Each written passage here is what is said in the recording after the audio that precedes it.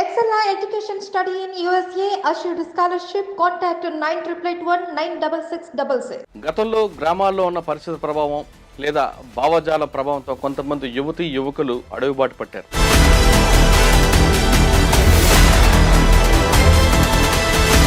ఈ వారం మన guest Guvvala Mahesh alias Subhash. Barnur outpost మీద అటాక్ ఎలా జరిగింది? దక్షిణ తెలంగాణ మావోయిస్ట్ పార్టీ మొత్తం చేసిన దాడి. ఎందుకు మన్నూరు ఎందుకు ఎంచుకున్నారు? అవుట్ పోస్ట్ అని అంటే 3 జిల్లాల వల్ల ఒక నెల పాటు ఫారెస్ట్లోనే ఉండి ఎదడు కట్టెలతోటి స్టేషన్ నిర్మాణం చేసి ఒక నెల మొత్తం రిహార్సల్ చేసినాం. ఎక్కడ ఏ టీము దాడి చేయాలి. కర్ణాటక పోలీసు వాళ్ళు వచ్చారు. ఇక్కడ వీళ్ళు దొరికిరు 11 మంది. వీళ్ళని వేసేద్దామని మాట్లాడుతూ అంచాల దగ్గర కూడా అంబుష్ చేస్తారు. అప్పుడు జన్మభూమి ప్రోగ్రామ్ ఏదో జరుగుతున్నది, దేవేందర్ గౌడ్ కోసం అనేది పెట్టింది, హోమ్ మినిస్టర్ కోసం. దాంతో కొట్టిరు. గువ్వల మహేష్ కోసం అప్పుడులో పోలీసులు మీ ఇంటికి వెళ్ళి మీ అమ్మగారికి నాన్నగారికి బట్టలు పెట్టడం, అది కూడా వినకపోతే ఇల్లు బ్లాస్ట్ చేయించారు. ఈ 2 సంఘటనలు తెలిసే ఎప్పుడైనా? ఉద్యమంలో లోపల ఉన్న వాళ్ళని బయటికి తీసుకురావడంలో భాగంగా దాన్ని ఎట్లా సమర్థిస్తాం? ఆర్టీసీ బస్సులు దగ్ధం చేయడం వెనుక ప్రజల ఆస్తే కదా. ప్రజల ఆస్తిని దగ్ధం చేస్తే మీరు ఎవరికి నష్టం చేస్తున్నట్లు? ఆ రోజులు ఉన్న పరిస్థితి ప్రకారంగా ప్రజలకే నష్టం, కానీ నేను చేసే పని కూడా ప్రజల కోసమే కదా అని ఆలోచన. బస్సులు దగ్ధం చేయడం వల్ల ఆ గ్రామాలకు బస్సులు వచ్చేవి. ప్రజలను ఇబ్బంది పెట్టింది వాస్తవం. కొన్ని గ్రామాలకు బస్సులు బంద్ చేసింది వాస్తవం. గవర్నమెంట్ ఇబ్బందులైనవి. అంటే అయితే అడవులు ఉండాలి లేదా తన దగ్గర ఉండాలనేది నయం పాలసీ. అవును. మీకు పిలిచి ఏం చెప్పాడండి? సరెండర్ అయిన దగ్గర నుంచి ఏ అయితే ఆఫీసర్ ఉన్నాడో ఆ పనే తీసుకుపోయి వాళ్ళ కారు ఎక్కించింది. అవునా? అంతే కదా. ఎవరో ఒక ఆఫీసర్ అంటే మనిషిని ఒక గీత గీసి తను ముందే గీసుకున్న గీతలు దింపాలనే ప్రయత్నంగా మాట్లాడాడు. అయితే నన్ను చంపాలనే వచ్చినావు నువ్వు బయటకు. నేను బతకాలని బయటకు వచ్చినోని నిన్ను చంపాలని నేనెందుకు అనుకుంటా? ఇట్లా మాట్లాడతాను. Welcome to crime confessions. గతంలో గ్రామాల్లో ఉన్న పరిస్థితి ప్రభావం లేదా భావజాల ప్రభావంతో కొంతమంది యువతీ యువకులు అడుగుబాటు పట్టారు. అడవిలోకి వెళ్ళిన తర్వాత బడుగు బలహీన వర్గాల కోసం నిరంతరం కృషి చేస్తూ వాళ్ళకి అన్ని విధాలుగా ఆదుకున్నారు. వాళ్ళు రాజకీయ చైతన్యం కల్పించడం కాకుండా వాళ్ళకి ఆహార పదార్థాలు ఇవ్వడంతో పాటు రకరకాలుగా వాళ్ళకి చేదోడుగా ఉండేవారు. ఆ విధంగా అడవిలోకి వెళ్ళి కొన్ని సంవత్సరాలు ఉన్న తర్వాత పార్టీ యొక్క విధి విధానాలు నచ్చకో లేదా వ్యక్తిగత కారణాలతోనో తిరిగి జనజీవన శ్రమంతో కలిసిన వారిని పరిచయం చేసే కార్యక్రమాలు ఈ వారం మన గెస్ట్ గువ్వల మహేష్ అలియాస్ సుభాష్. గువ్వల మహేష్ అలియాస్ సుభాష్ అంటే రాచకోట దళంలో ఉండేవారు. ఆ టైంలో ఆయన చేసిన యాక్షన్స్కి పోలీసులకు పెద్ద తలనొప్పిగా ఉండేది. పోలీస్ స్టేషన్ మీద అటాకులతో పాటు రకరకాల యాక్షన్లో ఎక్కువగా ముందుండేవారు. యాక్షన్ టీంలో గువ్వల మహేష్ ఉన్నారంటే పోలీసులకు కొంచెం హడలు ఉండేది. ఆయన చేసిన యాక్షన్లు ఆ విధంగా ఉండేవి. అసలు మహేష్ ఎందుకు అడవిబాటు పట్టారు, వెళ్ళిన తర్వాత అనుకున్న లక్ష్యాన్ని సాధించారా లేదా అన్న అంశాలతో పాటు తిరిగి బయటకు వచ్చిన తర్వాత మిగతా కొంతమంది నక్సలట్లాగా దందాలు చేస్తున్నాడా తిరిగి లేదా జనజీవన కలిసిన తర్వాత సామాన్య జీవితాన్ని అనుభవిస్తున్న విషయాన్ని మహేష్ అని తెలుసుకుందాం. మహేష్ నమస్తే. నమస్తే. గువ్వల మహేష్ అలియాస్ సుభాష్ 2000 నుండి 2006 వరకు రాచకోట దళంలో అంటే సిటీ శివారులో ఏ యాక్షన్ జరిగినా ఫస్ట్ నీ పేరు వినిపించింది. అటు యాచారం పొల్యూషన్ అవ్వచ్చు, తర్వాత అక్కడ ఒక బీజేపీ నాయకు మీద అటాక్ అవ్వచ్చు, లేదు మహబూబ్నగర్లో మన్ననూరు పొల్యూషన్ మీద అటాక్ అవ్వచ్చు, లేదు చౌటప్పల్ దగ్గర రిలయన్స్ బంక్ మీద అటాక్ అవ్వచ్చు, ఒక ఎస్ఐ మీద దాడులు, ఇవన్నిట్లో కూడా పేరు వినిపించింది. కానీ ఎవరికి చిక్కకుండా యాక్షన్ చేయడం పారిపోవడం అనేది మీ యొక్క స్టైల్. అంటే ఇన్ని యాక్షన్ చేయడానికి పార్టీ యొక్క ఆదేశాల మేరకు చేయడం తప్ప వ్యక్తిగతంగా ఎవరికి కారణాలు ఉంటాం. మీరు వెళ్ళిన తర్వాత అక్కడ చేసిన కార్యక్రమాలు ఏంటి, ఏ లక్ష్యంతో అయితే పార్టీలోకి వెళ్ళారో ఆ లక్ష్యం నెరవేరిందా లేదా అనే ప్రశ్న సమాధానం చెప్పే ముందు ఒకసారి గువ్వల మహేష్ కుటుంబ నేపథ్యం చెప్పండి. మాది రంగారెడ్డి జిల్లా ఇబ్రహీంపట్నం రాయపూల్ గ్రామం. మేము అంటే పేద కుటుంబమే. మేము 3 అన్నదమ్ములం. నేను 2వ ఆయనని, మాకు ఒక అక్క. నేను రాయపూర్లోనే 10th వరకు చదివిన. 10th అయిపోగానే 2000 లాస్ట్ మూమెంట్లో వెళ్ళిపోయాను. ఎందుకు అంత ప్రభావం ఏం చేసింది? ప్రభావం అంటే మా ఊరికి వచ్చేసి రాచకొండ దళానికి ఒక 5-6 కిలోమీటర్ల డిస్టెన్స్ దూరం అంతే.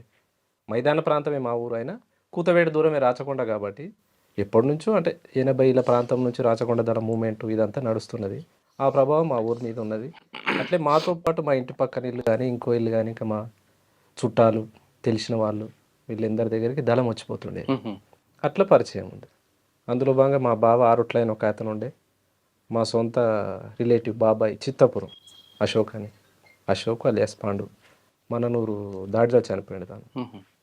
ఆయన ఆర్ఎస్యు ఉండి 7th నుంచే ఆర్ఎస్యు పరిచయాలు మాకున్నాయి. అట్లా ఇట్లా లింకప్ అయ్యి అట్లా వెళ్ళిపోయింది. అండ్ ఫస్ట్లో మీరు దళంకి వెళ్ళినప్పుడు మీకు బాధ్యులు ఎవరు? ప్రభాకర్ కమాండరు.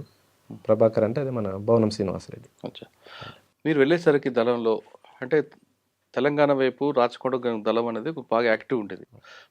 పార్టీల ప్రభావం ఎలాగుండేది అప్పుడు? అంటే పరిస్థితులు ఏ విధంగా ఉండేవి? మీరు వెళ్ళి తీసుకున్న మీరు ఎక్కడైతే ఏ దళ ప్రభావం ఉందో ఆ గ్రామాల పరిస్థితి ఎలాగుండేది? అప్పుడు పరిస్థితులు అంటే ఒక అంటే రకంగా భూస్వామ్య వ్యవస్థ ఉండేదా?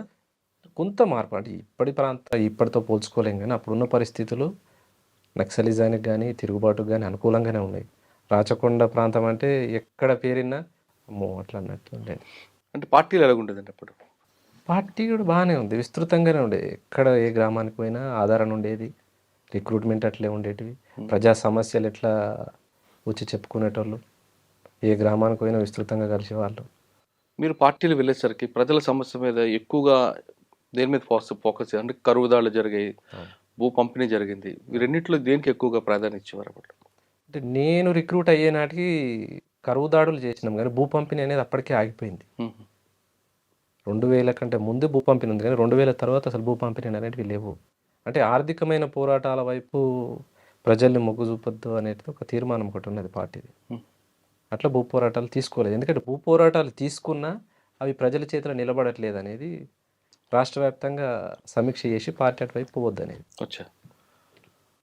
అంటే భూమి పంచుతాం కానీ వాళ్ళకి పట్టాలు ఇవ్వలేం కదా మనం. అవును. మళ్ళీ యథావిధిగా వాళ్ళకే వస్తున్నది. అవును. అట్లా అని చెప్పి భూ పోరాటాలు అంటే కరువుదాళ్ళకి మాత్రం ప్రాధాన్యత ఇచ్చిందా? అంటే ఆ రోజు ఉన్న పరిస్థితులు కరువు అనేది ప్రజల్ని ఆకలితో ఉంచలేం కదా. ఒక దగ్గర టన్నుల కొద్దీ రైస్ మిల్లర్లు ఉండేటిది, దొరల దగ్గర ఉండేటిది, పెత్తందారుల దగ్గర ఉన్నాయి కాబట్టి ప్రజలకు తక్షణంగా మనం అందించాల్సింది. ఆ విధంగా మంతన్ గౌరెల్లి కాదు మొండి గౌరెల్లిలా కరువు దాడి చేసి బియ్యము. మీరు టైంలో మొండి గౌరెల్లి, ఆరుట్ల, అవును ఈ రెండిట్లో చాలా పెద్ద కరువు దాడి జరిగింది. అవును. ఒకసారి వాటిని రివీల్ చేయండి. చింతపట్ల విలేజ్, మొండి గౌరెల్లి ఈ 2 గ్రామాల మధ్యన ఒక్కడే డీలర్ ఉండేది.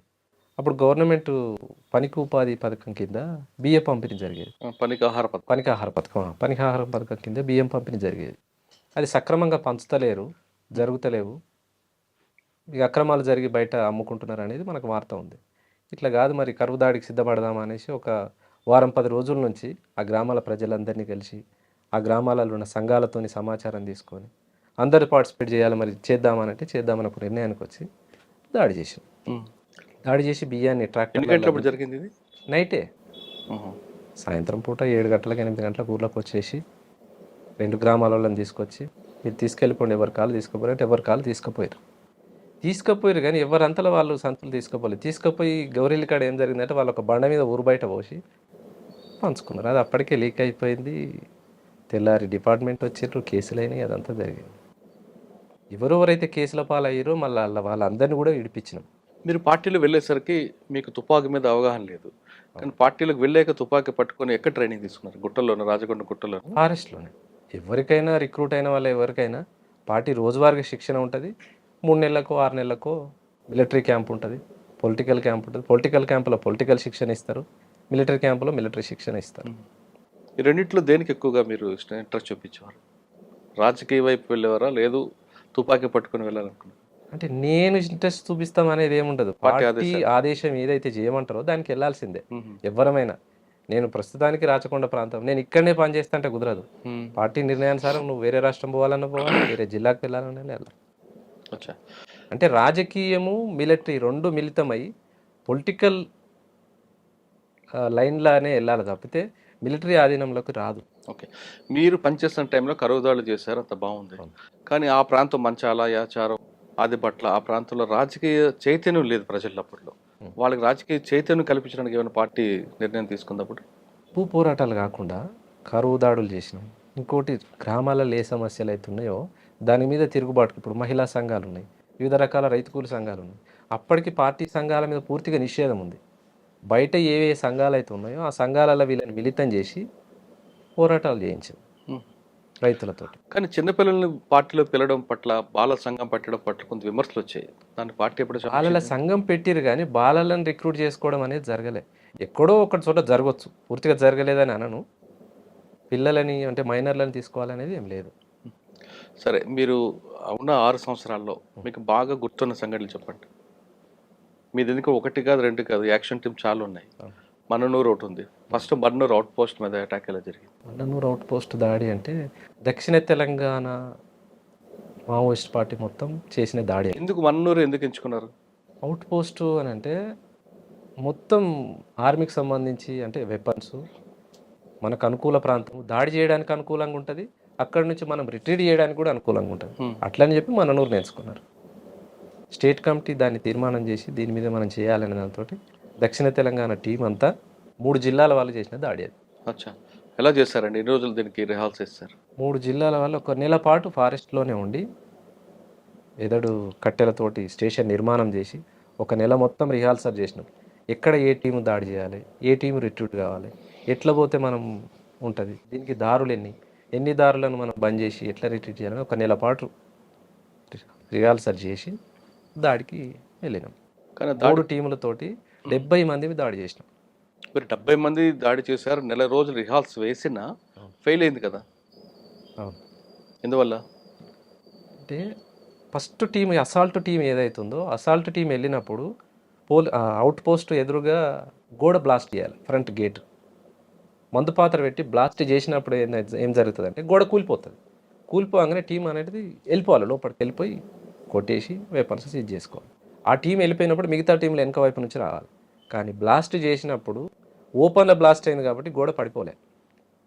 గోడ పడిపోయినందుకు పైనుంచి ఫైరింగ్ ఎక్కువైంది. అట్లా కొంత లోపలికి వెళ్ళిన తర్వాత ఎస్ఐ కనిపిస్తుంటారు మీకు. ఎస్ఐ ముందు ఒక ఆయన మాట్లాడుతుంటారు, ఆయన్ని కూడా చనిపోయారు. అసలు లోపలికి వెళ్ళలేదు, ఒక సివిలియన్ చనిపోతారు. బయట నుంచే ఫైరింగ్ జరిగింది. మన్ననూరు అవుట్ పోస్ట్ మీద బయట నుంచే దాడి జరిగింది 3 వైపుల నుంచి, లోపలికి వెళ్ళలేదు. కానీ ఒక ఆయన చనిపోయాడు కదా అందులో. ఎస్ఐ పారిపోతారు, ఒక ఆయన సివిలియన్ చనిపోతాడు కదా. అది ఎంతసేపు జరుగుంటుంది ఫైర్? అది 2 గంటలు 3 గంటలు జరిగింది.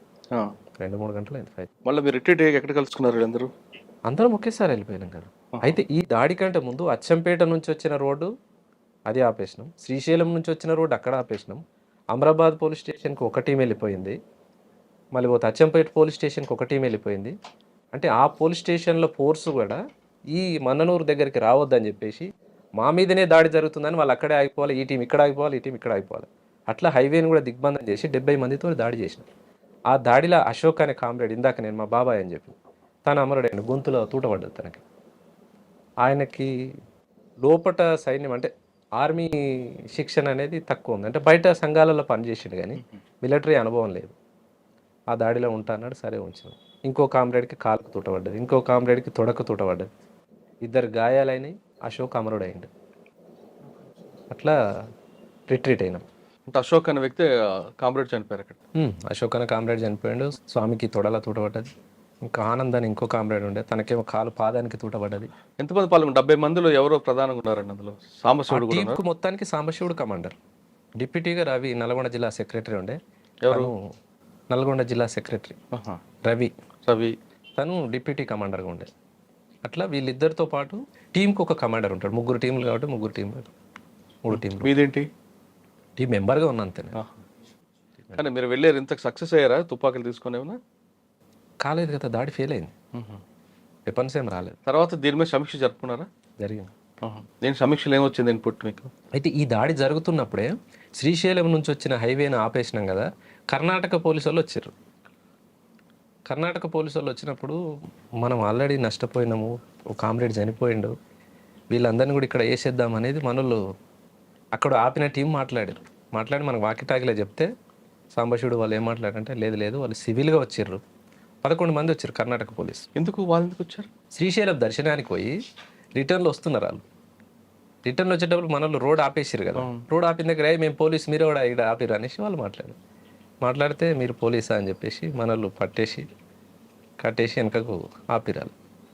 మనది అది ఎట్లయినా ఫెయిల్ అయింది కదా, మరి ఇక్కడ వీళ్ళు దొరికిరు 11 మంది, వీళ్ళని వేసేద్దామని మాట్లాడితే వద్దు తప్పు, మనం అట్లా చేయొద్దు, దాడికి పోయిన దగ్గర ఏమైనా జరగవచ్చు కానీ వాళ్ళు సివిల్గా దొరికిరు మనకు తప్ప అని చెప్పి వాళ్ళను అట్లా అక్కడ ఉంచేసి గ్రేటే కదా. వదిలేసిన, ఏం చేయలేదు వాళ్ళు. అంటే ఆయన గొప్పతనం అనుకోవాలా లేదా పార్టీ నిర్ణయం అది? పార్టీ నిర్ణయం ఒకటి ఉంటుంది, అప్పటికప్పుడు నిర్ణయాలు తీసుకునే దాంట్లో కూడా నాయకత్వ గొప్పతనం కూడా ఉంటుంది కొన్ని విషయాలలో. అచ్చా. తర్వాత మీకు బాగా గుర్తుండిపోయిన సంగతి చెప్పండి. యాచారం పోలీస్ స్టేషన్ కానీ. యాచారం పోలీస్ స్టేషన్ అప్పుడు నేను లేను, అప్పటికి నేను రిక్రూటే కాలేదు. మంచాల పోలీస్ స్టేషన్ ఏం జరగలేగా. మంచాల దగ్గర కూడా అంబుష్ చేస్తారు, చేసారు. ఎందుకు ఆయన కోసం? ఎందుకంటే ఎస్ఐ కోసం కాదు అది చేసింది. అప్పుడు జన్మభూమి ప్రోగ్రామ్ ఏదో జరుగుతున్నది, దేవేందర్ గౌడ్ మంత్రి గారు ఉన్నారు, పుష్పలీల మంత్రి గారు ఉన్నారు. అప్పుడు దేవేందర్ గౌడ్ కోసం అనేది పెట్టింది, కానీ హోమ్ మినిస్టర్ కోసం. ఇక మారుమూల ప్రాంతం రావద్దని మరి వాళ్ళకి ఎస్ఐబి ఇన్స్ట్రక్షన్స్ ఏమున్నాయి కానీ వాళ్ళు రాలేదు. వాళ్ళు వస్తారు అనే దాంతో పెట్టింది కాబట్టి వాళ్ళు రాలేదు, ఏదో జరగని అనేసి కొట్టేసారు. వస్తారని పెట్టారు కానీ ఎస్ఐ వచ్చారు అక్కడికి. డిపార్ట్మెంట్ వస్తున్నది, సరే డిపార్ట్మెంట్ అయినా ఏం కాదులే అనే దాంతో కొట్టిరు.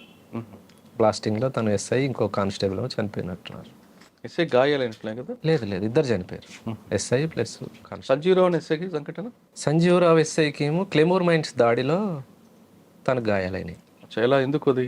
క్లెమోర్ మైన్స్ ఎక్కడ అంటే మన మొండిగౌరిల్లి అనే ఊర్లో కూమింగ్ పార్టీస్ ఎప్పుడు ఒక బావి దగ్గర నుంచి వచ్చిపోతుండేది. మేము వచ్చిపోయే దారులు వాళ్ళకి ఎట్లయితే తెలుస్తాయో వాళ్ళు వచ్చిపోయే దారులు కూడా మాకు తెలుస్తాయి కదా, అట్లా వాళ్ళు వచ్చిపోయే దారిలో క్లెమోర్ మైన్స్ పెట్టి అంబుష్ ఏర్పాటు చేసినాం. రాళ్ళ గోడ, తెట్టెగోడ అంటాం కదా, తెట్టెగోడల మైన్స్ పెట్టి క్లెమోర్ మైన్స్ పెట్టి కూర్చున్నారు. ఇవాళ తీరా దగ్గరికి వచ్చిన తర్వాత అంటే మన పాయింట్ బ్లాక్లోకి వచ్చిన తర్వాత పేల్చాలి అవి. రాకంటే ముందే కొంత మనోళ్ళు ఆతృతతోటి ముందే వత్తిరు, తెట్టెగోడలు పెట్టారు కాబట్టి ఆ రాళ్ళు ఎగిరిపోయి తగిలినాయి అంతే. నిజంగానే దగ్గరకు వస్తే ఆ రోజున్న కూమింగ్ పార్టీ మొత్తం ఎగిరాల్సిందే, అట్లా జరగలేదు. ఈ టెక్నికల్ సపోర్ట్ ఎవరు ఇచ్చారు అప్పుడు మీకు? శిక్షణ ఉంటుంది కదా, మిలిటరీ శిక్షణలో. ఓకే, క్లెమోర్ మైన్స్ వాడడం, అది కూడా క్లెమోర్స్ కానీ గ్రెనేడ్స్ కానీ అన్ని రకాల వెపన్స్. అంటే మీరు చేసిన అన్ని యాక్షన్లో బాగా టఫ్ వచ్చిన యాక్షన్ చెప్పండి, బాగా కష్టపడ్డాం దీంట్లో అని. టఫ్ అని అంటే ఇక మననూరే అందరం కష్టపడ్డాం కానీ ఫెయిల్ అయింది. 1 నెల పాటు కష్టపడి 3 జిల్లాల టీం అంతా అంటే ఫెయిల్ అయింది ఏంటంటే మనం దాడికి వెళ్తాం, దాడిలో వాళ్ళు చేస్తారా మనం చేస్తామా ఇక అది చెప్పలేము. సరే వెళ్ళారు, ప్రజల కోసం పోరాటం చేశారు. అప్పుడు ఇప్పటికైనా మీకు అమ్మా నాన్న గుర్తు రాలేదా? వస్తారు కదా, అమ్మ నాన్నని మర్చిపోం కదా. పిలిపించుకున్నారా మీరు? వెళ్ళారా? ఎప్పుడు పిలిపించుకోలేదు. కానీ మీకోసం పోలీసులు మీ ఇంటికి వెళ్ళి తలుపులు కొట్టారు కదా, తెలుసా? ఒక్కసారి కదా, 100 సార్లు. మరి అప్పుడు మీకు బాధ అనిపించలేదా? నక్సలైట్లలో పోయిన ప్రతి కుటుంబము బాధలు పడ్డోళ్ళే, అంత ఆషామాషిగా ఏముండదు. ఎక్కడ ఏం జరిగినా కుటుంబాన్ని తీసుకుపోవడం, ఎక్కడో జరిగితే ఇగో మీ పిల్లలు చనిపోయినరు, మీ కొడుకు చనిపోయిండు, ఇగో మీకు ఇది ఇస్తాం రండి, మీకు అది ఇస్తాం రండి. గుబ్బల మహేష్ కోసం అప్పుడులో పోలీసులు ముందు భయపెట్టడం, తర్వాత బెదిరించడం కాకుండా బుజ్జగించడం కూడా చేసేవారు. మీ ఇంటికి వెళ్ళి మీ అమ్మగారికి నాన్నగారికి బట్టలు పెట్టడం కార్యక్రమం పెట్టారు, అది కూడా వినకపోతే ఇల్లు బ్లాస్ట్ చేయించారు. ఈ 2 సంఘటనలు తెలిసే ఎప్పుడైనా? ఇల్లు బ్లాస్ట్ ఏం జరగలే కానీ కొట్టడం జరిగింది. మా తమ్ముడిని అంటే ఇల్లు మీ అమ్మగారిని అందరిని కొట్టారు, ఇల్లు కూలుస్తామని చెప్పారు, అది కూడా వినకపోతే బట్టలు ఇచ్చి కూడా మంచి చేసుకుందాం చూసారు. ఈ 2 సంఘటనలు మీకు నోటీస్కి వచ్చినాయి. ఏమన్నారు అప్పుడు మీరు? వచ్చినాయి అంటే రాష్ట్ర వ్యాప్తంగా అన్ని కుటుంబాల మీద ఎట్లయితే దాడులు జరుగుతున్నాయో అందులో భాగంగా మా కుటుంబం మీద దాడి జరిగింది. కానీ బట్టలు ఇచ్చి బుజ్జగించుకున్న కార్యక్రమానికి మీరు దానికి సమర్థిస్తారా, వ్యతిరేకిస్తారా? రాజ్యం ఎత్తుగడలలో భాగంగా పార్టీని ఎట్లయితే అంటే ఉద్యమంలో లోపల ఉన్న వాళ్ళని బయటికి తీసుకురావడంలో భాగంగా డిపార్ట్మెంట్ చేస్తున్నటువంటి ఎత్తుగడలు, అది వాళ్ళ ఎత్తుగడది, దాన్ని ఎట్లా సమర్థిస్తాం అంటే ఇప్పుడు ఎట్లా నేను ఎట్లా బయటనే ఉన్నా అనుకో, ఆ రోజున్న పార్టీ ఆలోచన ప్రకారంగా అవి అనేది తప్పు, వాటిని ఏవి కూడా మనం పరిగణలోకి తీసుకోవద్దు. ఉమ్మడి ఆలోచనగా అంటే ఉమ్మడి ప్రజల కోసం పోయినప్పుడు మన కుటుంబం బాధలు పెద్ద విషయమేం కాదులే, అందరిలో భాగంగా జరుగుతున్నాయి అనే దాన్ని చూడాలి. కానీ దానికి కౌంటర్గా పార్టీ కూడా ఒక నిర్ణయం తీసుకుంది అప్పట్లో, అది వాస్తవా కాదో తెలియదు. మీరు కూడా కొంతమంది ఎవరైతే బాగా టఫ్ అన్న పోలీస్ ఆఫీసర్ ఉన్నారో వాళ్ళ ఇంటికి వెళ్ళి మీ భర్త ఉద్యోగాలు రాజీనామా చేయించండి అంటూ వాళ్ళకి స్వీట్ బాక్సులు ఫ్రూట్స్ ఇవ్వాలని ప్రయత్నం చేశారనేది ఒక వార్త ఉంది, అది వాస్తవం? మా దగ్గర అయితే జరగలేదు, ఉంటే జరిగిందేమో మిగతా జిల్లాలలో కానీ నల్గొండ జిల్లా కమిటీ పరిధిలో మాత్రం అదేం జరగలేదు. మిగతాది జరిగి ఉండొచ్చు. జరిగి ఉండొచ్చు. ఇప్పుడు బాగా వార్త వచ్చింది, ఉండొచ్చు. నక్సలైట్ కూడా పోలీస్ ఇంటికి వెళ్ళి వాళ్ళని కూడా మీరు ఎలాగైతే ఎత్తు కూడా వేస్తారు వాళ్ళు కూడా అదే ఎత్తు కూడా వేస్తారు. అయితే పొలిటికల్గా లీడర్స్ ఎవరెవరైతే ఉన్నారో వాళ్ళ కుటుంబాలకి ఇవి అయితే చెప్పినాం, కానీ పోలీస్ ఆఫీసర్లకు చెప్పింది అయితే లేదు. మీరు క్రియాశీల రాజకీయాలకు దూరంగా ఉండండి, మీరు చేయడం మూలంగానే ప్రజలకి ఇబ్బందులు ఎదురవుతున్నాయి. అచ్చా, మీరు వెళ్ళి చెప్పారు నల్గొండలో? ఏ పార్టీ కమిటీ నిర్ణయించిన ప్రకారం రాజీనామా చేయమని చెప్పారా? మీ క్రియాశీల రాజకీయాలకు రాజీనామాలు చేయండి, లేకపోతే ప్రజల చేతుల్లో మీకు శిక్షలు. వీళ్ళు వ్యక్తిగతం కలిసారా, కరపత్రాలు వేసారా? వీలైన దగ్గర వ్యక్తిగతం కలిసినాం, లేని దగ్గర లెటర్లు పంపించినాం. మీరు వ్యక్తిగతం కలిసిన రాజకీయ నాయకులు ఎవరండి? నేను వ్యక్తిగతంగా గెలవాలి. పార్టీ అదే పార్టీ ఆదేశాలు ఎవరిని లెటర్లు పంపించినాం, నేను ఎవరిని గెలవాలి. గుబ్బల మహేష్ అలియాస్ సుభాష్కి దినచర్య ఏ విధంగా ఉంటుంది పార్టీలో? నార్మల్గానే ఉంటుంది, అందరికీ ఉన్నట్టే. కమాండరు స్థాయిలో రోజువారీ కార్యక్రమాలు ఏముంటాయి. కానీ ఎందుకు అన్ని యాక్షన్ జరిగిన మీ పేరు ఎక్కువ బయటకు వినబడేది? వినపడ్డ దాంట్లో అన్నిట్లలో నేను ఉన్నాను ఏం కాదు. కాకపోతే డిపార్ట్మెంట్కి ఒక లైన్ ఉంటుంది వాళ్ళకి. రాచకొండ దళంలో ఒక 10 మంది ఉన్నారు అనుకో, 10 మందిలో ఎవరు చేయగలుగుతారు, ఫలానా ఫలానా ఫలానా, వాళ్ళకు కూడా సమాచారం వాళ్ళకు ఉంటుంది. దాంట్లో ఆ పర్సన్ లేకపోయినా వాళ్ళ పేరు వస్తుంది. అన్నిట్లలో నేను ఉన్నాను ఏం చెప్పాను. పార్టీ నిర్ణయానుసారం జరిగేవి జరుగుతాయి. ఇక్కడ చోటబ్బల్ దగ్గర రిలయన్స్ పెట్రోల్ పంప్ అయితే దాంట్లో ఉన్నాం. రాచకొండ దళం అంతా ఉన్నది. ఎవరి కోసం అక్కడ మీరు మాటేశారు? సిఐ సలీం పాషా ఉండే అప్పుడు, చౌటప్పల్ సిఐ సలీం పాషా వస్తాడు. అంతకు ఒక 15-20 రోజుల ముందు రిలయన్స్ పంపులో డబ్బులు ఎత్తుకపోయారు. అవును, నక్సలైట్ల పేరు చెప్పి, పార్టీ పేరు చెప్పి ఎత్తుకపోయారు. అప్పటి నుంచి రెగ్యులర్గా వస్తున్నాడు తను. అంటే ఏదో ఒక టైంలో సిఐ గారు వచ్చి దాన్ని విజిట్ చేసి వెళ్ళిపోతున్నాడు అనేది మనకు సమాచారం. సరే సిఐ వస్తున్నాడు కదా అనేసి మేము రెక్కి చేసినాం, టీం అంతా వచ్చినాం. పెట్రోలింగ్ వెహికల్ రాగానే మేము అటాక్ చేసినాం రోడ్ దాటి. పక్కన గుట్టలు ఉంటాయి. అవును, ఆ గుట్టకే ఉండి రోడ్ దాటి విజయవాడ హైవే ఉంది కదా. అవును, పెట్రోలింగ్ వెహికల్ వచ్చింది, మేము చూస్తానే ఉన్నాం. అంతకు ఒక 1/2 అవర్ ముందు అక్కడే ఉన్నాం, ఉండి చెట్లలో మాట వేసి కూర్చొని. వెహికల్ ఎంతమంది ఉన్నారు అప్పుడు? 12 మంది ఉన్నాం. 12 మంది ఉండి దాడి చేసినాం, కానీ సలీం పాషా గారు రాలేదు. ఏం జరిగింది ఆ ఘటనలో? దాడి ఎప్పుడైతే ఎంటర్ అయినామో, ఎంటర్ అవడంతోనే మేము ఫైరింగ్ ఓపెన్ చేసినాం. మొత్తం అయిపోయిన తర్వాత తెలిసింది సలీం పాషా లేడు అనేది. అయ్యో, అంటే వ్యక్తిగా మేము మా ముఖాలు తెలిసి ఉండవు కదా. అందులో ఎంతమంది చనిపోయారు? 4 అనుకుంటా, 4 పోలీసు వాళ్ళు. అక్కడ రిట్రీట్ అయిన తర్వాత ఏ విధంగా ఇలా బయటకు మీరు? రోడ్డు దాటినామంటే ఫారెస్టే కదా. అవును, గుట్టలు కదా, పుట్టనే కదా, నడుచుకుంటూ వెళ్ళిపోతాం. ఎంత దూరమైనా నడుచుకుంటూ వెళ్ళాల్సిందే. కాబట్టి మిగతా అడవికి రాచకొండ దళానికి ఒక తేడా ఉంది. Terrain problem. గుట్టలే తప్ప పెద్దగా ఫారెస్ట్ కనిపించదు. గుట్టలే. కానీ గుట్టల్లో యాక్షన్ చేసి తప్పించుకోవడం అనేది కొంచెం కష్టం పనే కదా. కష్టమే. అటువంటి కష్టాలను ఎదుర్కొన్నారా ఎక్కడైనా ఒక దగ్గర? ప్రతిరోజు ఉండేటివి అవి. ఒక గుట్ట ఎక్కి ఇంకో గుట్ట దిగాల్సిందే. అంటే నల్లమల్ల అడవిలాగా కంటిన్యూషన్ ఫారెస్ట్ కాదు. ఒక ఊరుకు పోవాలన్నా మళ్ళీ ఇంకో గుట్ట దిగాల్సిందే. ఇంకోటి గుట్టలలో కూడా కనిపిస్తాం కదా, చెట్లు ఉండవు కదా. ఉంటాయి లైట్గా, మామూలుగా చెట్లు ఉంటాయి, గుండ్లు ఉంటాయి. ఏదో అనువైన ప్రాంతం చూసుకొని ఉండవలసిందే. కానీ అంత ఇబ్బందులతో కూడుకున్నదే. ఇంకేం చేశారు మీరు యాక్షన్లో? బస్సులు దాడి. రియాజ్ చర్చలకు ప్రతినిధి రియాజ్ ఉన్నాడు కదా, రియాజ్ ఎన్కౌంటర్కి నిరసనగా తూప్రాన్పేట గేట్ మీద బస్సులు తగలబెట్టాం. ఒక 4 బస్సులు, 4-5 అనుకుంటా. ఆర్టీసీ బస్సులు దగ్ధం చేయడం వెనుక ప్రజల ఆస్తే కదా అది. మరి ప్రజల ఆశను దగ్ధం చేస్తే మీరు ఎవరికి నష్టం చేస్తున్నట్లు? ఒక రకంగా ప్రజలకే నష్టం అది. కానీ మీరు చేసే పని వల్ల ఆ ప్రాంతంలో ఆ రోజులు ఉన్న పరిస్థితి ప్రకారంగా ప్రజలకే నష్టం. కానీ మేము చేసే పని కూడా ప్రజల కోసమే కదా అని ఆలోచన. కరెక్ట్, ప్రజల కోసమే. కానీ ప్రజల ఆస్తిని దగ్ధం చేయడం కాకుండా మీరు బస్సులు దగ్ధం చేయడం వల్ల ఆ గ్రామాలకు బస్సులు వచ్చేవి కావు. మారుమూల గ్రామాలకు వచ్చే బస్సులు ఎక్కడ కూడా తగలబెట్టలే. హైవే మీద సూపర్ ఎక్స్ప్రెస్ లైవ్ పోతాయి కదా, అవి మేము తగలబెట్టి. మారుమూల గ్రామాలకు పోయే బస్సులు నైట్ ఆర్లో చాలా బస్సులు వస్తాయి. కానీ మీరు చేస్తుంటే వాళ్ళకి పనిష్మెంట్ కావాలి అని డిపార్ట్మెంట్ అప్పుడు ప్రజలను ఇబ్బంది పెట్టింది వాస్తవం. కొన్ని గ్రామాలకు బస్సులు బంద్ చేసింది వాస్తవం. గవర్నమెంట్ ఇబ్బందులు అయినాయి. మీరు ఇంకా చేసిన యాక్షన్ ఏమన్నా అక్కడ? ఈ ఇన్ఫార్మర్ పేర్లతోని చాలా మందిని జరిగినాయి అనుకో గ్రామాలలో. ఇటు రాచకొండ, రంగారెడ్డి గ్రామాలు జరిగినాయి. కింద నల్గొండ, నారాయణపూర్ సంబంధించిన. రంగారెడ్డిలో ఎక్కడ చేశారు మీరు యాక్షన్? రంగారెడ్డిలో 3-4 పెద్దగా ఏం లేవు. పొద్దున్న యాక్షన్ చేసి సాయంత్రం ఎక్కడ ఉండేవారు? ఫారెస్టే. అంటే కూతవేడి దూరం రాచకొండ అడవి కదా, ఫారెస్టే. యాక్షన్ అయిన తర్వాత దానికి కౌంటర్గా పోలీసు కూడా చేస్తారు.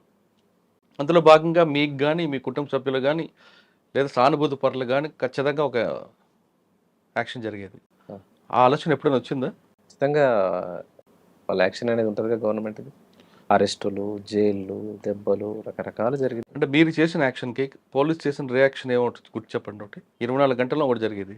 అయితే ఇప్పుడు బియ్యం పంపిణీ జరిగింది కదా మోండిగౌరెల్లి దగ్గర, తెల్లారే డిపార్ట్మెంట్ వచ్చి అందరిని వేసుకుపోయారు. చెర్లపల్లి జైలుకి పట్టించారు. రకరకాల ఇబ్బంది, ఎన్ని కుటుంబాలు ఇబ్బంది పడాలని అన్ని కుటుంబాలు ఇబ్బంది పడ్డాయి.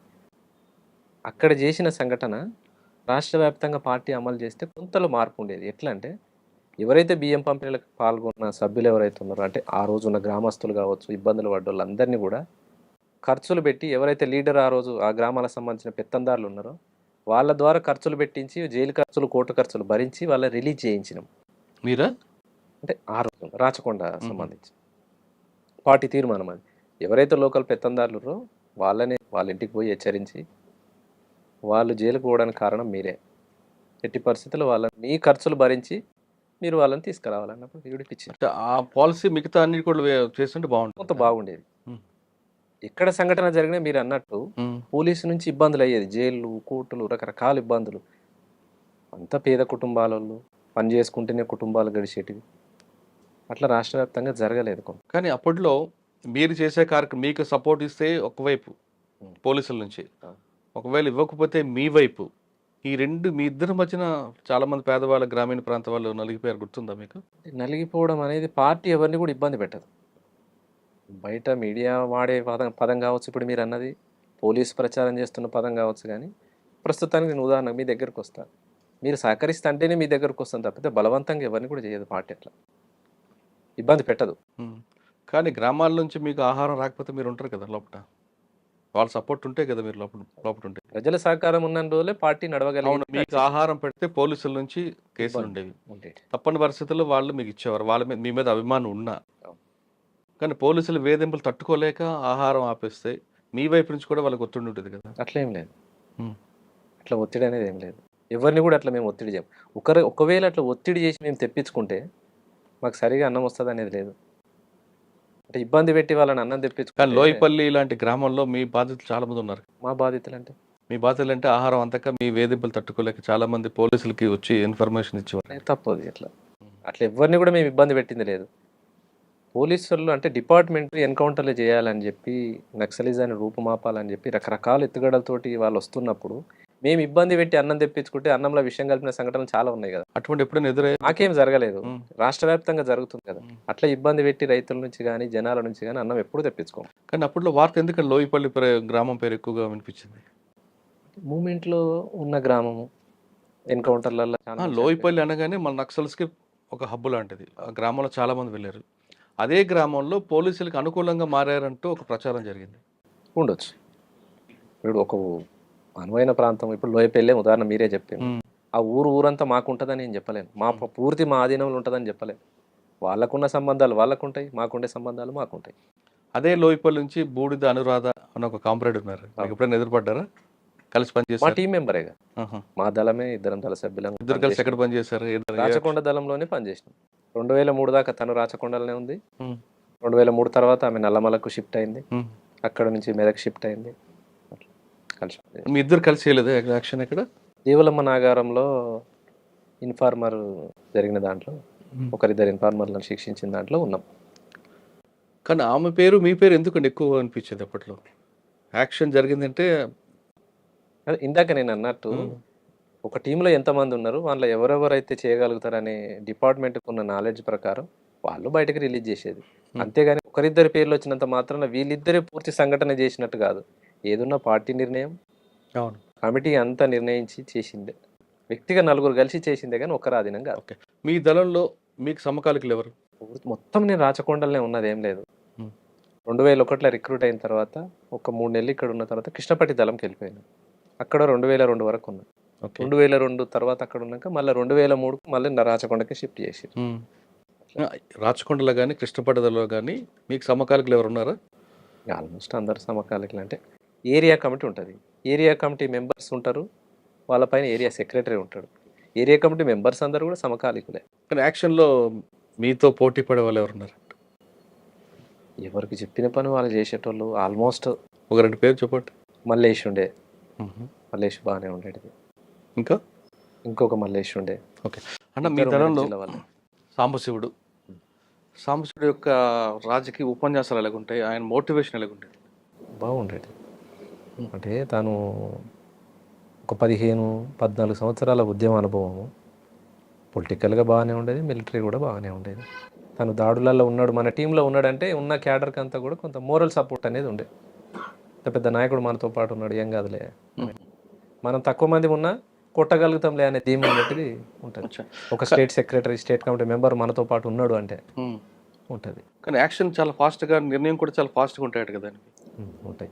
కానీ పార్టీలో అంత వేగంగా నిర్ణయం తీసుకోవడం కూడా పార్టీ ఒప్పుకోదు కదా, ఆలోచించి నిర్ణయం తీసుకోవాలి కదా. అంటే దీంట్లో ఏంటంటే ఏదైనా కమిటీ తీర్మానం అనేది ఒక వ్యక్తిగా వచ్చేది కాదు. ఒక జిల్లా సెక్రటరీ ఉండని, స్టేట్ సెక్రటరీ ఉండని ఫాస్ట్గా వస్తాయి, తను ఒక్కడే తీసుకోగలుగుతాడు అనేది ప్రచారం. అంటే ఆ వ్యక్తి పాత్ర లేదని నేను అనను. ఏదైనా వ్యక్తి పాత్ర ఉంటుంది, అందులో భాగంగా కమిటీ పాత్ర కూడా ఉంటుంది. ఏ సంఘటన వెనుక కూడా వ్యక్తి పాత్ర కంటే కమిటీ పాత్ర అనేది ఉంటుంది. అందులో సాంబశివుడైనా కావచ్చు, శాఖమూరి అప్పారావు అయినా కావచ్చు, మాధవ్ కావచ్చు, రామకృష్ణ కావచ్చు, అందరి పాత్ర ఉంటుంది. ఎప్పుడైనా మీరు నల్లమల దళం ఉంది లేదా మెదక్ నుంచి కానీ ఈ దళం పాస్ అవ్వాలంటే మీ రాచకొండ మీద నుంచి దళం పాస్ అవ్వాలి. ఎప్పుడైనా ఒక మంచి కేంద్ర కమిటీకి కానీ వాళ్ళకైనా దారి చూపించారా? చాలా, అంటే 2000 చౌటప్పల్ దగ్గర సంసార్ నారాయణపూర్ దగ్గర క్రాస్ అవుతారు కదా, ఇక్కడ అనేది ఏం లేదు. అంటే వాస్తవానికి 2001లో మెదక్ జిల్లాని ఎత్తేసినప్పుడు మాధవ్ అక్కడనే ఉన్నాడు, ఇక్కడ మెదక్ జిల్లాలో. మెదక్ ప్రాంతం నుంచి నల్లమలకు రావాలైనా ఎవరైనా రాచకొండ దళాన్ని అప్రోచ్ అయ్యి రావాల్సిందే. మెదక్ నుంచి వచ్చిన తర్వాత సిద్దిపేట ఈ ప్రాంతం నుంచి భువనగిరి ఆలేరు దళం టచ్ అవుతుంది. ఆలేరు దళం తర్వాత రాచకొండ దళం కనగల్ దళం తర్వాత కృష్ణపట్టి అంటే నల్లమలకు టచ్ అప్పుడు. అట్లా 1 by 1 ఎవరి పరిధిలో వాళ్ళు తీసుకుపోయి అప్పచెప్పాల్సిందే. అలా ఎవరికైనా అప్పచెప్పారా? మాధవ్ వచ్చినప్పుడు మేము తీసుకుపోయినాం. రాచకొండ దళం మేము రిసీవ్ చేసుకొని ఆలేరు దళం వాళ్ళు మాకు అప్పచెప్తే మేము కనగల్ దళం అప్పచెప్పినాం. మాధవ్ని మీకు ఆలేరు దళం హ్యాండ్ ఓవర్ చేసింది. ఈ టైంలో ఎక్కడ ఎలా తీసుకొచ్చారు? మాధవ్ను మాకు పోచంపల్లి అవతల రిసీవ్ చేసుకున్నాం. పోచంపల్లి బీబీ నగర్ ఆ ప్రాంతంలో మేమంటే టీం రాచకొండ దళం అందరం రిసీవ్ చేసుకున్నాం. నైటే, ఎంత దూరమైనా ఎంత జర్నీ అయినా నైటే నడవాల్సిందే. అంత పెద్ద నాయకుడు ఉన్నాడని చెప్పేసి బస్సులలోనూ అక్కడికి జర్నీలు ఉండవు, నడుచుకుంటూ వెళ్ళాల్సింది. వాళ్ళు మాకు అక్కడ రిసీవ్ చేసుకున్న తర్వాత మళ్ళీ కనగల దళానికి మేము అప్పచెప్పడానికి ఒక 4 days మా దగ్గర ఉంటాడు. అంత దూరం నడిచారు? 4 రోజులు నడిచి రాచకొండ దళం వాళ్ళు కనగల దళానికి అప్పచెప్పింది. కనగల వాళ్ళు కృష్ణపట్టికి అప్పచెప్తారు. అలా నల్లమలలోకి అక్కడ నుంచి కృష్ణపట్టి అంటే నల్లమల బార్డర్. అంటే మాధవ్తో మీకు అనుభవాలు చెప్పండి ఒకసారి. మాధవ్తో ఎక్కువ కాలం కలిసి ఉన్నది అంటే నల్గొండ జిల్లా ఇన్ఛార్జిగా ఉన్నాడు. అంటే స్టేట్ కమిటీ మెంబరు ఒక జిల్లాకు ఉంటారు. తను ఉన్నన్ని రోజులు మిలిటరీ క్యాంపులు జరిగేటివి, స్టేట్ క్యాంపులు జరిగేటివి, అదేంది పొలిటికల్ క్యాంపులు జరిగేటివి. ఇంకోటి మననూరు దాడికి పూర్తిగా తానే ఉన్నాడు, గైడెన్స్ పూర్తిగా ఆయనే. సాంబశివుడు కూడా ఉన్నారు కదా? సాంబశివుడు టీంలో ఉన్నాడు, కానీ ఈ మొత్తాన్ని డీల్ చేసింది మాధవే. స్టేట్ సెక్రటరీ అప్పుడు తను. Madhav state secretary. రాష్ట్ర వ్యాప్తంగా ఎక్కడ ఏం జరుగుతలేవు, ఇది ఒక్కటి మనం కొట్టగలిగితే రాష్ట్ర వ్యాప్తంగా మంచి ప్రభావం ఉంటుంది, పరిస్థితులు ఉంటాయని చెప్పేసి చేయించిన దాంట్లో మాధవ్ పాత్ర ఉంటుంది. కానీ అది ఫెయిల్ అయింది. తర్వాత దాన్ని ఆయన సమీక్షలు ఏమంటారు? సమీక్ష జరిగింది. సమీక్షలో అంటే అదే మనకు అంతకుముందు వచ్చిన టీం ఉన్నది అనేది మనకు సమాచారం లేదు, అందుమూలంగా అది ఫెయిల్ అయింది. కానీ దాడి సక్సెస్. అంటే మీరు చాలా మందిని, అంటే పార్టీ నిర్ణయం మేరకు అటాకులు జరిగాయి కదా, ఏ సంఘటనలు బాధపడ్డారా? అన్యాయంగా వీళ్ళని చంపామని కానీ, అన్యాయంగా దాడి చేస్తామని కానీ? 1-2 జరిగినాయి, గుర్తు తెచ్చుకోండి ఒకసారి. నారాయణపూర్ ప్రాంతంలో జరిగినాయి. అంటే కొంత రాంగ్ సమాచారం. ఎట్లా అంటే ఆ రోజు 2005 పరిస్థితికి ఏంటంటే నయీం మూమెంట్ అనేది బాగా ఉంది, విస్తృతంగా ప్రతి గ్రామంలో పట్టుకుపోయి కొట్టడము, చంపేయడము, నరికేయడం. ఎవరిది? నయీముద్దీన్ ప్రాంతం. డిపార్ట్మెంట్ కంటే ఎక్కువ నయీముద్దీన్తో ఇబ్బందులు పడ్డ గ్రామాలు ఎక్కువ, కుటుంబాలు ఎక్కువ, చిన్న భిన్నమైన కుటుంబాలు. అందులో భాగంగా ఒకరిద్దరు నయీంకు కలిసిరని చెప్పేసి మనకున్న సమాచారం మేరకు 1-2 జరిగినాయి. తర్వాత ఆ కుటుంబాలకు వెళ్ళి కలిసి కూడా చెప్పిండ్రు. అది కాకుండా ఇంకా 1-2 జరిగినాయి అంటున్నా, పూర్తిగా తప్పిదాలని. అంటే ఆ సంఘటన బాధపడ్డారు, తప్పు చేసామని క్షమాపణ కూడా అడిగారు. మీకు మీ పనిచేస్తున్న టైంలో బాగా టఫ్ ఇచ్చిన పోలీస్ ఆఫీసర్ ఎవరు? ఇబ్రహీంపట్నం ప్రాంతంలో సిఐ కిష్టయ్య ఉండే. కిష్టయ్య బాగా ఇబ్బంది పెట్టిండు ఆ గ్రామాలని. యాచారం బెల్ట్ నుంచి యాచారం, మంచాల, ఇబ్రహీంపట్నం, అచ్చా, సాగర్ రోడ్ కిష్టయ్య గౌడ్. రైట్. ఆ, ఈ గ్రామాలన్నిటినీ బాగా ఇబ్బందులు పెట్టిండు. ఒక టైంలో అన్ని గ్రామాలలో పోయి సిపిఎం వాళ్ళు ముందరుండి స్టేషన్ ముందర ధర్నా చేయించిన పరిస్థితి. అట్లా బాగా ఇబ్బందులు పెట్టిండు. ఆయన ఇక్కడ తర్వాత ప్రాంతం వచ్చేసి అక్కడ రాచకొండ వైపు అక్కడ చాలా మంది ఉన్నారు. ఎవరి పేరు చెప్పండి. సిఐ శ్రీనివాస్ ఉండే. ఈ శ్రీనివాస్. శ్రీనివాస్ అనే పేరు నాకు సర్నేమ్ గుర్తులేదు. అంటే పార్టీకి దెబ్బ పడింది వాళ్ళ వల్ల నష్టం సిఐ జరిగింది. రామచంద్రారెడ్డి ఉండే, ఆహా. చౌటుప్పల్ ఉండే, తర్వాత ఇప్పుడు డీసీపీ ఉన్నట్టు. అవును. రామోజీరావు గారు ఆ పైన ఉన్నప్పుడు ఒక దళం పక్క నుంచి కొండల మీద వెళ్తుంది, దానివల్ల పోలీసులు కూంబింగ్ చేశారు అనేది ఒక వార్త వచ్చింది. మా దళమే తిరిగేదట, ఉమ్. రచకొండ దళమే. ఎలింశెట్టి దగ్గర దాకా వెళ్ళేది. కానీ లోపలికి వెళ్ళలేదు, సాహసం చేయలేదు. ఇప్పటికీ మేము ఎందుకు పోతాం, అంత అవసరం కూడా లేదు. సరే, మీరు పనిచేస్తున్న కాలంలో మీకు బాగా గుర్తుండిపోయిన సంఘటన చెప్పండి. చాలా ఉన్నాయి. ప్రతిరోజు ఎన్కౌంటర్లేనా, వారం వారం ఎన్కౌంటర్లే, పోలీసు వాళ్ళు ఎబ్బడలే, అన్ని ఇబ్బందులే. ఎక్కడో ఎన్కౌంటర్ జరిగిందంటే పార్టీలు ఎలా చర్చించేవారండి? మీ కళ్ళ ముందే రియాజ్ ఎన్కౌంటర్ కానీ చాలా విషయాలు జరిగాయి. అవి ఏ విధంగా మీరు దాన్ని సంతాపం చెప్పేవారు? ఉదాహరణకు మేము మాధవ్ ఎన్కౌంటర్ అవ్వచ్చు. చాలా పెద్ద ఎన్కౌంటర్ మాధవ్ది. 2005లో మేము సాంబశివుడు అందరం ఇటు మహబూబ్ నగర్ సైడ్ ఉన్నాం, నది అవతల సైడ్ ప్రకాశం జిల్లా సైడు మాధవ్ వాళ్ళు ఉన్నారు. ఆ ఎన్కౌంటర్ జరిగిన సాయంత్రం ఒక ఇద్దరు కామ్రేడ్స్ మళ్ళీ తెల్లారు అనుకుంటా మాకు వచ్చి కలిసిండ్రు. అక్కడి నుంచి విడిపోయిన వాళ్ళంతా వాకిటాకీలో ట్రేస్ చేసి కలిసిండ్రు, వచ్చి కలిసి బోర్డ్ అంజయ్యను ఇంకా మిగతా ఒక ఇద్దరు కామ్రేడ్స్ వచ్చి కలిసిండ్రు. మాకు వాళ్ళ ద్వారా తెలిసిందా మీకు ఎన్కౌంటర్ అయింది? వాళ్ళు వచ్చిన తర్వాత మాకు ఎన్కౌంటర్ అంటే రేడియో వార్తలో తెలిసిందే. ఇంత సమాచారం ఎక్కడిది అప్పుడు? రేడియో ఈవినింగ్ పొద్దున రేడియో వార్తలో తెలుస్తుంది. తర్వాత మిగిలిపోయిన కామ్రేడ్స్ మహబూబ్ నగర్ సైడ్ వచ్చి మా టీంకి కలిసారు. సాంబశివుడు అప్పుడు మాతో పాటే ఉన్నాడు. మిగిలిన విడిపోయిన వాళ్ళందరినీ కోఆర్డినేట్ చేసుకొని తీసుకొచ్చి ఆయన అమరుడైనందుకు మీరు ఏమైనా అక్కడ సంతాపం ప్రకటించారా? సమీక్ష జరుగుతుంది, సంతాపం జరిగింది. సంతాపం తర్వాత మాధవ్ జరిగిన ఎన్కౌంటర్కి నిరసనగా ఆత్మకూరు పోలీస్ స్టేషన్ దాడి చేశారు. మీరా? ఎలా చేశారు? రాచకొండ దళమే ఆత్మకూరు పోలీస్ స్టేషన్ మీద దాడి అనేది. రాష్ట్ర వ్యాప్తంగా ఏ ఒక్క సంఘటన జరుగుతలేదు. అయితే మన ఏరియాలో చేద్దామని చెప్పేసి ఆత్మకూరు నల్గొండ జిల్లా, ఇప్పుడు భువనగిరి పక్కన ఆత్మకూరు ఉంటుంది, మోత్కూరు పక్కన, దాని మీద దాడి చేసినాం. దాడి చేసి ఒక ఎస్ఐ చనిపోయినట్టు, ముగ్గురు కానిస్టేబుల్ చనిపోయినారు. వెపన్స్ దొరికాయి అప్పుడు? వెపన్స్ దొరకలే. ఓకే. మనకున్న సమాచారం ఏంటంటే దాంట్లో స్ట్రాంగ్ రూమ్లో వెపన్స్ ఉంటాయి, కానీ డిపార్ట్మెంట్ తక్కువనే ఉంటారు. దాంట్లో ఒక 6-7 మంది ఉంటారు. ఎస్ఐ దగ్గర మాత్రం పిస్టల్ ఉంటుంది. లోపల 303 వెపన్స్ ఉంటాయి, కానీ అవి వాడరు, స్ట్రాంగ్ రూమ్లో ఉంటాయని సమాచారం. ఆ విధంగా దాడి చేసినాం. పోలీస్ స్టేషన్ కొంత బ్లాస్ట్ చేసినాం, కానీ ఆ స్ట్రాంగ్ రూమ్ తీయలేకపోయినాం. మాధవ్ ఎన్కౌంటర్కి రిటాలియేషన్ చేశారు. ఆ విధంగా ఇంకేమైనా చేశారా? అదొక్కటే, ఆత్మకూరు పోలీస్ స్టేషన్ ఒక్కటే దాడి చేసినాం. దాడి చేసి ఒక ఎస్ఐ దగ్గర పిస్టల్ వచ్చింది, మిగతా ముగ్గురు కానిస్టేబుల్ ఏమో చనిపోయినట్టున్నారు. ఎస్ఐ ఎవరు అప్పుడు? మహమ్మద్ జిలానీ. ఓకే. ఎస్ఐ. మీకు 2 వీలర్లు అని ఎక్కడ దొరికివ్వండి అప్పుడు? సంబంధించిన వాళ్ళు మన వాళ్ళు ఉంటారు కదా, అంతా మిలిటెంట్స్, సానుభూతి పరులు వాళ్ళయే. పుట్టల్లో కూడా చాలా ర్యాష్ డ్రైవింగ్ చేస్తారు సుభాష్ అంటారు.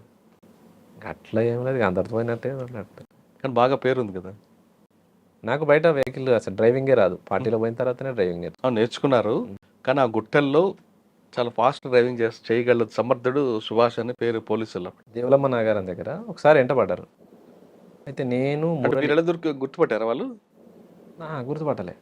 మురళి నేను సిటీకి వేరే పని మీద వెళ్ళినాం. మురళి అంటే మెదక్ జిల్లా అతను. పోయి బండి మీద వచ్చి బైక్ గుట్ట కింద పెట్టి మేము పైకి వెళ్ళిపోయినాం. పైకి వెళ్ళిపోయినప్పుడు అక్కడ చుట్టుపక్కల ప్రాంతాల బర్లకాడల్లో లేకుంటే జీవాల దగ్గర ఎవరో చూసిండ్రు. సమాచారం ఎటో పోయింది. దాదాపు జీవాల కాడలు, పశువుల కాడలు చెప్పరు. పార్టీకి పూర్తి పట్టు వాళ్ళే. కానీ అదేందో మరి అంటే ఎవరో ఒకరు జరిగింది, లీక్ అయింది. ఆ రోజు గుట్ట మీద దళం ఉన్నది, ఉన్నాం. తెల్లారి పొద్దునే లేచి ఇక కాలకృత్యాలు తెచ్చుకొని బయటికి సెంట్రీ చూసేటప్పుడు బర్రెలు వరుసగా వస్తున్నాయి, బర్రెలు వస్తున్నాయి అని అన్నారు. అదేంది నల్లగా వస్తున్నాయి అని అన్నారు మన వాళ్ళు. బర్రెలు అవి ఉంటాయి, సరిగా చూడరు అన్నారు. బర్రెలు కాదు, ఏదో తేడా కొడుతుంది అని అనుకున్నాం. ఇంకొంచెం దగ్గర బైనాక్యులర్ పెట్టి చూస్తేకల్లా కూమింగ్ టీం వస్తుంది. అటు వస్తురా, మన దిక్కు వస్తురా, కనిపెట్టురు అని చెప్పాం. కరెక్ట్గా మేము బండి ఎక్కడైతే కింద పార్క్ చేసినామో ఆడికే వస్తున్నారు, అక్కడికే వస్తున్నారు. ఇది బాగలేదు, బండి దొరికితే బండి ఇచ్చిన ఆయన పని అవుతుంది. అప్పటికప్పుడు నేను సివిల్ అయ్యి షార్ట్ వెపన్ పెట్టుకొని కిందికి వెళ్ళిపోయినా. నేను గుట్ట దిగి దగ్గర కొట్టాలి వాళ్ళు వచ్చేసారు బండి దగ్గరికి. ఓకే. ఆ బండి తీసుకోలేకపోయినా, బండి వాళ్ళు పట్టేసుకోరు. వాళ్ళని చూసి నేను కొంత అటు చెట్టు నుంచి అటు చూసి అటు జరిగిన ఫైరింగ్ స్టార్ట్ అయింది. ఉమ్. అట్లా మేము తెచ్చిన బండి వాళ్ళు పట్టుకోగలిగారు. ఇంకా ఆ రోజు నేను బండి నడిపింది ఏం లేదు. నైట్ వచ్చినాం, ఆడ పెట్టినాం, ఫైరింగ్ కొట్టుకుంటా వాళ్ళే అటు జరిగారు. నేను చెట్ల నుంచి గుట్టెక్కి వెళ్ళిపోయినా. ఉమ్. అదే బండి వేసుకొని 1 కిలోమీటర్ దాకా వాళ్ళ బండి మీద పోతూ ఫైరింగ్ కొట్టిరు వాళ్ళే. వాళ్ళే. అంటే నేను ఎటు వెళ్ళిపోయినా అనేది స్టేట్ బాటంట ఉరికినా అనేది వాళ్ళు అనుకున్నారు, కానీ నేను బాటంట పోలే, ఇటు గుట్టెక్కిన. సిటీలో కూడా వచ్చేవారు కదా, ఎందుకు? హైతనగర్, వనస్థలపురం, ఎల్బీ నగర్ వరకు ఎవరి కోసం? అప్పుడున్న పార్టీ నిర్ణయం ప్రకారం ఏమైతే టార్గెట్లు ఉంటాయో ఆ టార్గెట్ అంటే మీరు సిటీలో రావడం వల్ల ఎక్కడ లీక్ అయితే మీకు ప్రమాదం కదా. మరి ప్రమాదం అనేది ఉంటుంది. ఎందుకు అంత సాహసం చేయాలి? పార్టీ నిర్ణయం మేరకు? పార్టీ నిర్ణయమే, వ్యక్తిగతం ఏముంటుంది. ఎక్కడ సిటీలో ఎక్కడెక్కడికి వచ్చేవారండి?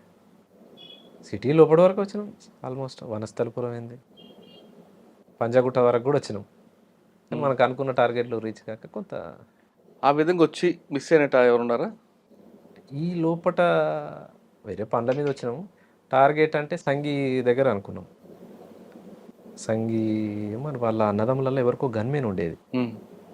ఆ గన్మెన్ స్టెన్ కార్బన్ వెపన్ ఉండేది. కొడితే మనకు వెపన్ అన్న వస్తుంది కదా అనే ఆలోచనతోటి ఆడ కొట్టాలనుకున్నాం. మేము 4 రోజులు అంటే తాళ్ళు ఎక్కేటోళ్ళు నల్గొండ ప్రాంతం నుంచి వచ్చి సంఘీ ఏరియాలో తాడి చెట్లు బాగుంటాయి, వాళ్ళ గుడిసెలలో ఉన్నాం. 4 రోజులు ఉన్నాం. 4 రోజులు వాళ్ళు రాలేదు, అదొకటి మిస్ అయింది. ఇంకొకటి డిఆర్డిఎల్ దగ్గర సెక్యూరిటీ ఉంటుంది కదా, వాళ్ళ దగ్గర ఎస్ఎల్ఆర్లు ఉన్నాయని చెప్పేసి మనకు మిత్రుడు చెప్పిండు, ఇక్కడ ఎవరో సెక్యూరిటీ ఉంటున్నారు, ఆ టార్గెట్ చేస్తే మనకు ఒక 5-4 ఎస్ఎల్ఆర్లు వస్తాయి అనే సమాచారం ఇస్తే మన వాళ్ళు, అంటే డిఆర్డిఎల్ అని తెలియదు, ఆ కామ్రేడ్ వచ్చి జిల్లా కమిటీ వాళ్ళకి చెప్పినందుకు జిల్లా కమిటీ వాళ్ళు నాకు చెప్పి నువ్వు ఒక టీం వేసుకొని పో, అక్కడ ఏదో 4-5 వస్తాయట మనకు ప్రయత్నం చేస్తే అనేసి అంటే టీం ఎంగేజ్ అయ్యి వచ్చినాం. తీరా చూస్తే అది డిఆర్డిఎల్. అక్కడ కొట్టి మనం ఎక్కడ ఎస్కేప్ అవుతాం, ఇది కష్టం, అసలు మన పని అవుతుందని చెప్పేసి దాన్ని రిట్రీట్ చేసుకున్నాం. అందులో భాగంగా అంతకన్నా ముందు 2005 కంటే ముందు హైతనగర్ రిక్కీ చేసినాం. Hayathnagar police station, Keesara police station, Maheshwaram police station, Kandukur police station, outskirt జిల్లాలల్లో అంటే సిటీ అవుట్స్కట్స్ ప్రాంతాల్లో ఉన్న ఈ పోలీస్ స్టేషన్లో రిక్కీ చేసుకున్నాం.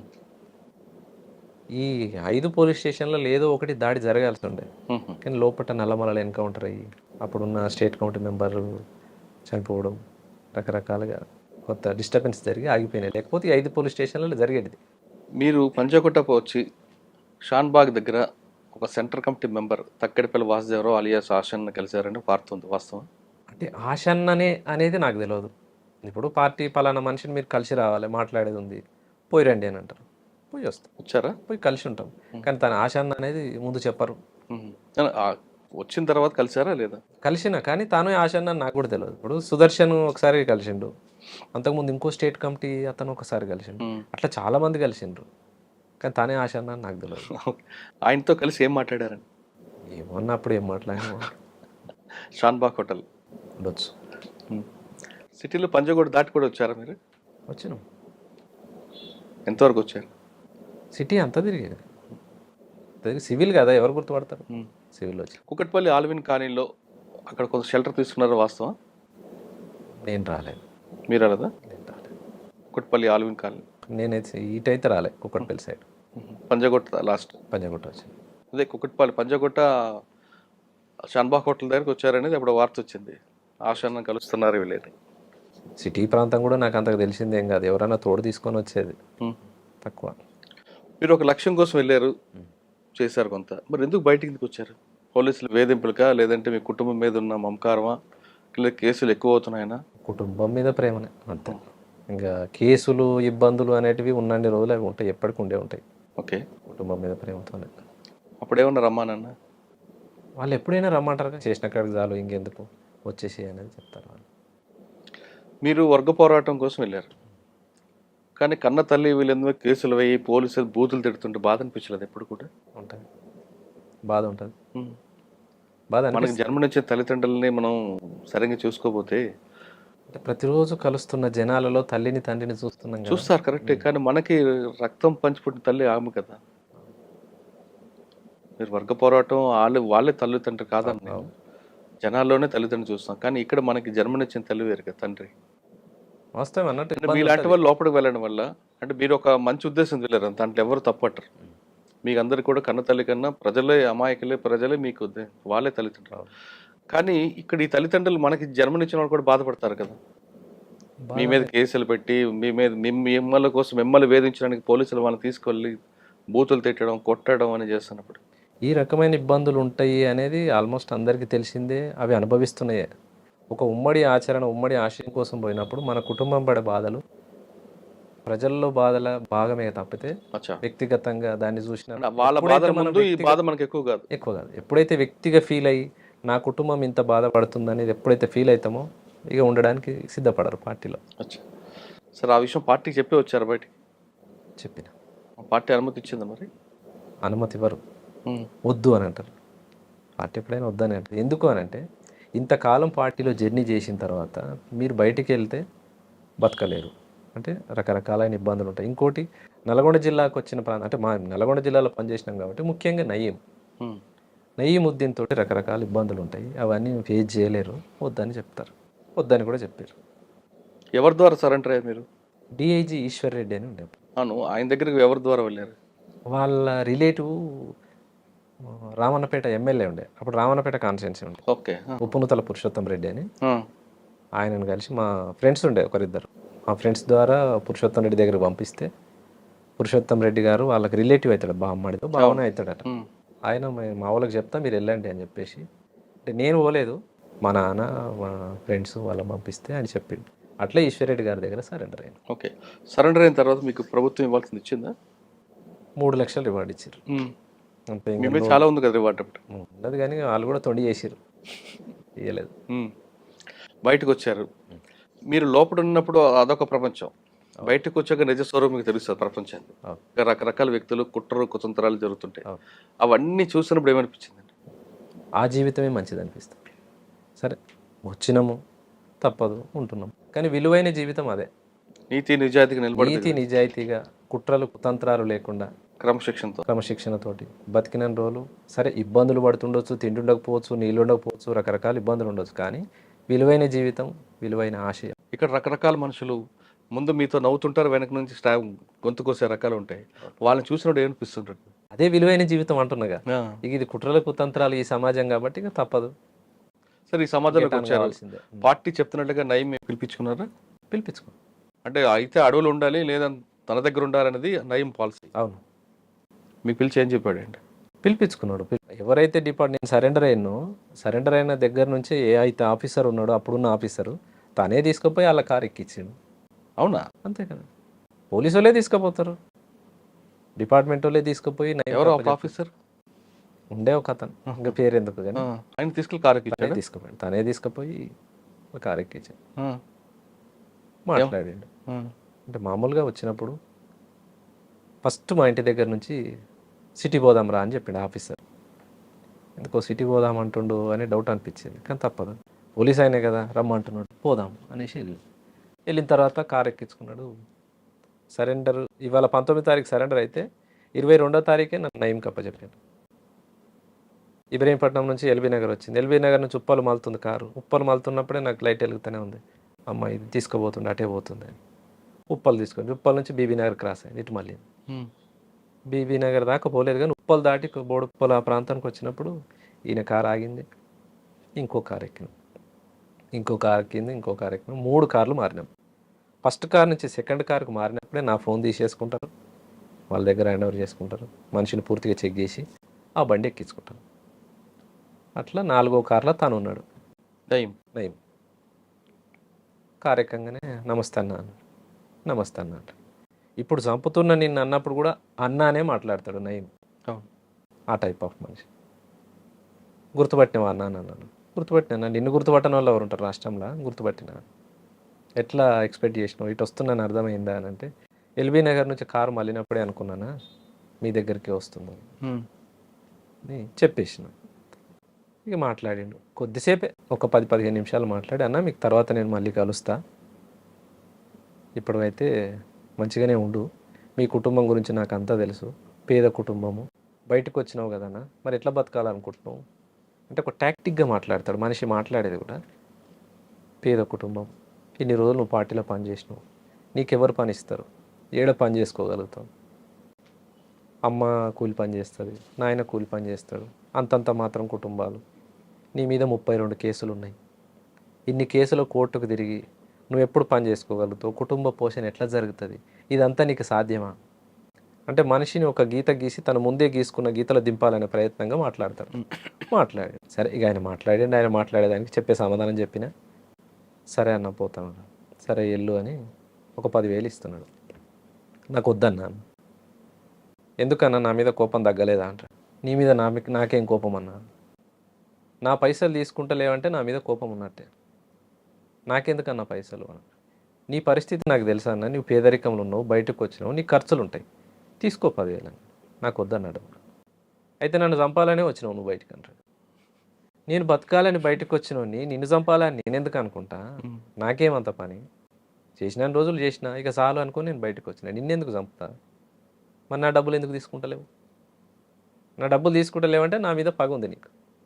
ఇలా కాకుండా ఇంకా 4 రోజులకైనా నువ్వు యాక్షన్ టీమే కాబట్టి ఒక 4 వేసుకొని నన్ను చంపుతావు నువ్వు, ఇట్లా మాట్లాడతాడు. అమ్మ ఎందుకు వచ్చిన వాళ్ళు, సరే ఇయ్యన్న అని చెప్పేసి తీసుకో. అట్లా ఒక 5-6 సార్లు పిలిపించుకొని కలిసిండు. ఆ టైంలో పార్టీలో జరుగుతున్న విషయాల గురించి అడిగాడు. అడుగుతాడు ఏం జరుగుతుంది, తన గురించి ఎవరెవరు ప్లాన్ వేస్తున్నారనే విషయాలు. స్టేట్ కమిటీ ప్లానింగ్ జరుగుతుందా, సాంబశివుడి గురించి కూడా అడిగాడా. అందరి గురించి అడుగుతాడు. ఇక తన టార్గెట్లో ఎవరెవరైతే నాయకత్వం ఉన్నారో ఆయనకు లిస్ట్ ఆఫ్ ఉంటుంది, లిస్ట్ ఏదైతే రాసుకుంటాడో ఎవరెవరి గురించి అడిగాడు ఆయన. స్టేట్ కమిటీ మెంబర్లు ముఖ్యంగా ఎవరెవరు ఉన్నారు, సిటీ కమిటీలో ఎవరెవరు ఉన్నారు వాళ్ళ పేర్లు అడుగుతాడు. ఆయనకు సంబంధించిన పోలీస్ ఆఫీసర్లు ఉన్నారు కదా, ఇంట్లో ఎవరైనా మీ టార్గెట్ ఉన్నారా, రేపు అతి తొందరలో జరగబోయే యాక్షన్ ఏది, ఇవన్నీ అడుగుతాడు. చెప్పారా మీరు భయపడి. కొన్ని చెప్పాల్సినవి చెప్తాం, తప్పదు మరి, పులి నోట్లోకి వచ్చినాం, అవును తప్పదు చెప్పి. పులి మీద కూర్చున్నారు, అదే పులి దగ్గరకు వచ్చినాం, కాదంటే అది కరుస్తుంది మింగుతుంది, బతకాలని బయటకు వచ్చిన వాళ్ళు. ఎవరి గురించి చెప్పారు అప్పుడు ఆఫీసర్ టార్గెట్. ఇప్పుడు కొంతమంది ఉండే ఇంకా వాళ్ళ పేర్లు చెప్పేసినాం. ఇంకా వాళ్ళ ఏమన్నాడు ఆ విధంగా ఎన్నిసార్లు కలిసారు. 5-6 సార్లు కలిసినాం. అక్కడే ఏం కాదు, ఒకసారి ఏమో 5 సార్లు కూడా పోలీస్ ఆఫీసర్లు తీసుకెళ్లారా, ఆయన డైరెక్ట్గా వచ్చేవాడా. ఫస్ట్ సారి కలిసినాం పోలీస్ ఆఫీసర్, తర్వాత తన మనిషిని పంపేది. రెండోసారి కలిసినప్పుడు తను ఒక ఫోన్ ఇచ్చేది.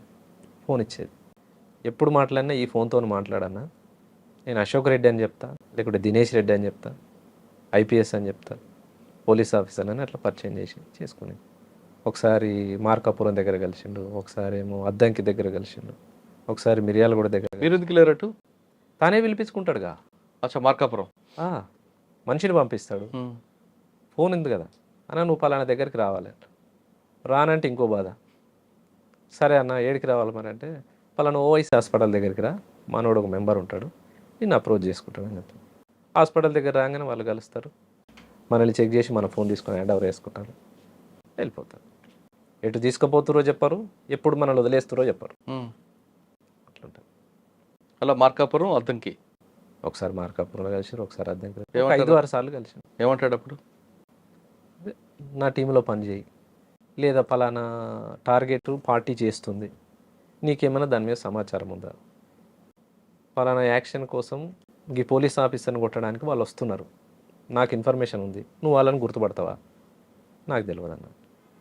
ఆయన నీతో పాటు ఉన్న వాళ్ళే నీకేం తెలియదు అంట, నాకు తెలియదు అన్న, నేను చూడలేదు వాళ్ళని, నేను ఒక నల్గొండలనే పని చేసిన కానీ మిగతా అన్ని జిల్లాలు నాకెట్లా పరిచయం ఉంటుంది, మార్కాపురం అంటే నల్లమల అవతల బార్డర్కి వస్తుంది, నాకు పరిచయం లేదు, నేను ఎట్లా నాతో పాటు టీంలో పని చేయరాదని కూడా అడిగింది, నేను చెయ్యను అన్నాను, నేను బతకాలని బయటకు వచ్చినాను, మళ్ళీ నేను పార్టీకి టార్గెట్ అవుతా, నీతో పాటు పని చేస్తుండొచ్చు, పార్టీ నన్ను చంపేస్తాను. ఒప్పుకున్నాడా, ఎందుకంటే ఆయన ఎప్పుడు సరెండర్ నక్సల్స్కి ఒకటే చెప్పేవాడు, అయితే అడవిలో ఉండాలి లేదా తన దగ్గర ఉండాలని.